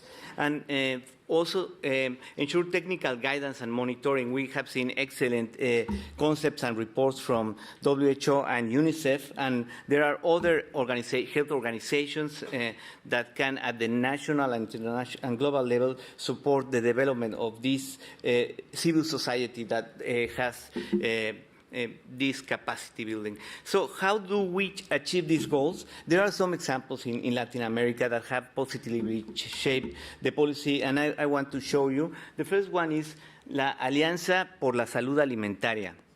This was an initiative by one of our main civil society organizations in Mexico, El Poder del Consumidor, and it is a broad-based country-level advocacy coalition of more than 40 organizations that is really helping to generate political support and also to have a voice for the evidence created in academia in the policy space, and they have been key in approving many laws like the law of healthy nutrition in schools, the laws, the soda tax, and the warning labels. The second is the human rights approach to food policy. This is something very important. And in Mexico, we just approved the General Law of Adequate and Sustainable Food. And this law has a very important perspective on human rights, in the right to food, but also the right to information, the rights of children. And this has been a way to protect and to advance in regulation of some of the components of the food environment, for example, labeling.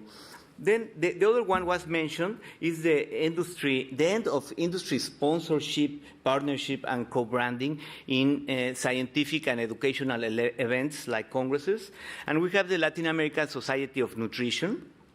This organization for a number of years has been among the ones that is just stopping any contact with corporations that are marketing ultra-processed foods, and this is important, and we think this model can be then translated to national societies also, to the national nutritional societies, and there is also other societies like the World Public Health Nutrition Association that is also doing this. So we want more of this because it's important to train professionals and have them understand that it's not good to normalize this influence of the corporations in scientific events. And then Colanza, our community of practice from Latin America, Colanza is integrating academics and also civil society organizations, is sharing experience, and is developing transparency and accountability measures as imperatives of the policy process. And CONSEA in Brazil, supporting mandates that have safeguards against commercial determinants of health and making spaces of interchange and discussions between civil society and the policymakers.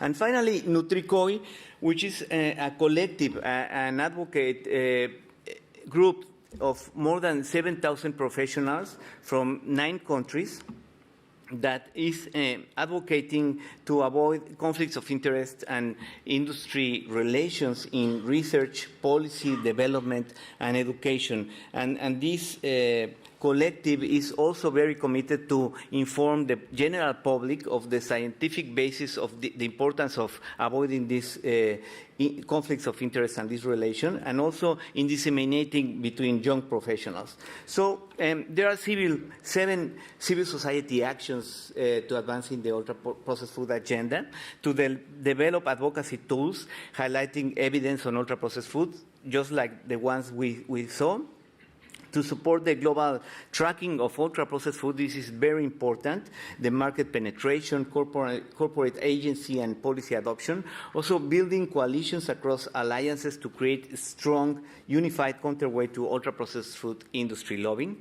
Continue to promote the use of conflict of interest guidelines among academics, public servants, and other organizations. Also encourage members and coalitions to put ultra-processed foods on national agendas, to connect policy making with academics and civil society, support the policy transfer measures to reduce ultra-processed food consumption, and also one that is very direct is advocate an international resolution on digital marketing of ultra-processed food. This is very important.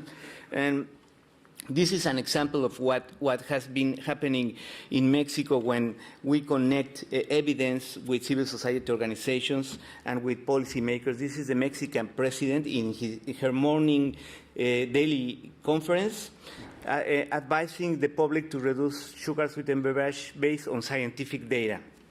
And this is an article that was published this year in Nature Food, so it's not the Lancet, but it's a good journal. And it shows the deep harm that is causing this beverage to the population. So the president is addressing the population and saying you should avoid and you should stop drinking these products. And this is another example. All the United Nations agencies together with us in the World Obesity Day in Mexico, in the National Academy of Medicines, like this one, but in Mexico. And we have there all the government sectors, and we have also different institutions. We have research institutions and civil society, and all committing to reduce the consumption of ultra-processed food, reducing the interference of food industry in policy making, and trying to improve and transform the food environment.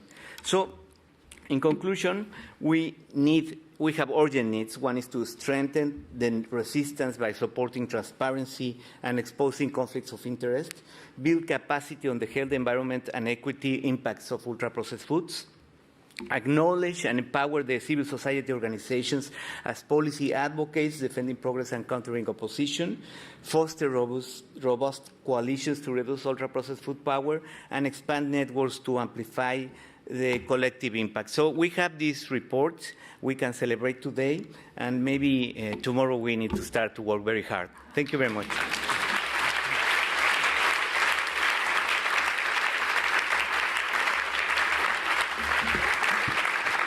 Thank you, Simon. We are almost there. It's almost reception time, and look forward to mingling with many of you. But before we do that, I'm really privileged to invite back Professor Carlos Monteiro to the stage.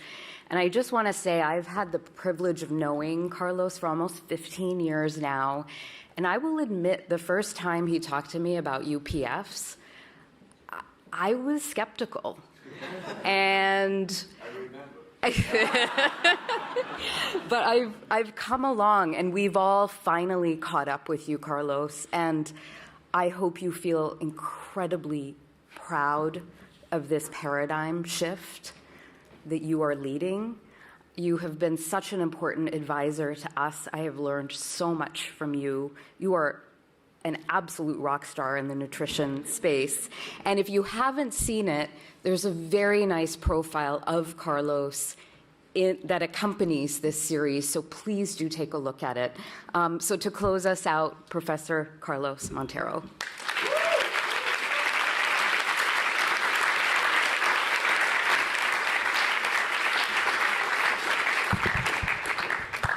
What an evening.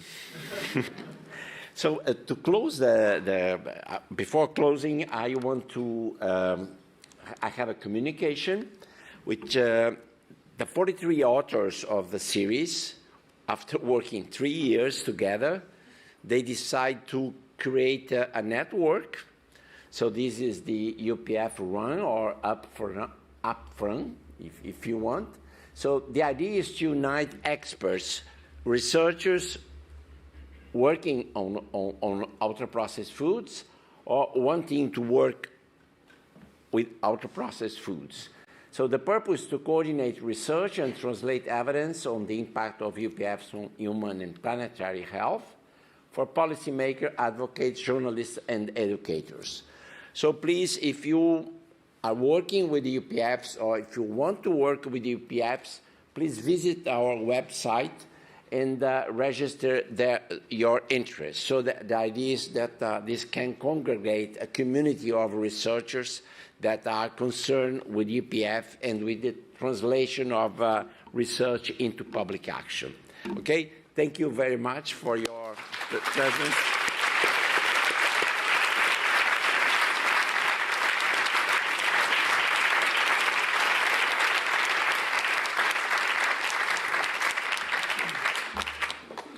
Well, thank you, everyone. Thank you, Carlos. To the wonderful speakers, to the audience, all of you here tonight, thank you, thank you, thank you. It's late, it's cold outside.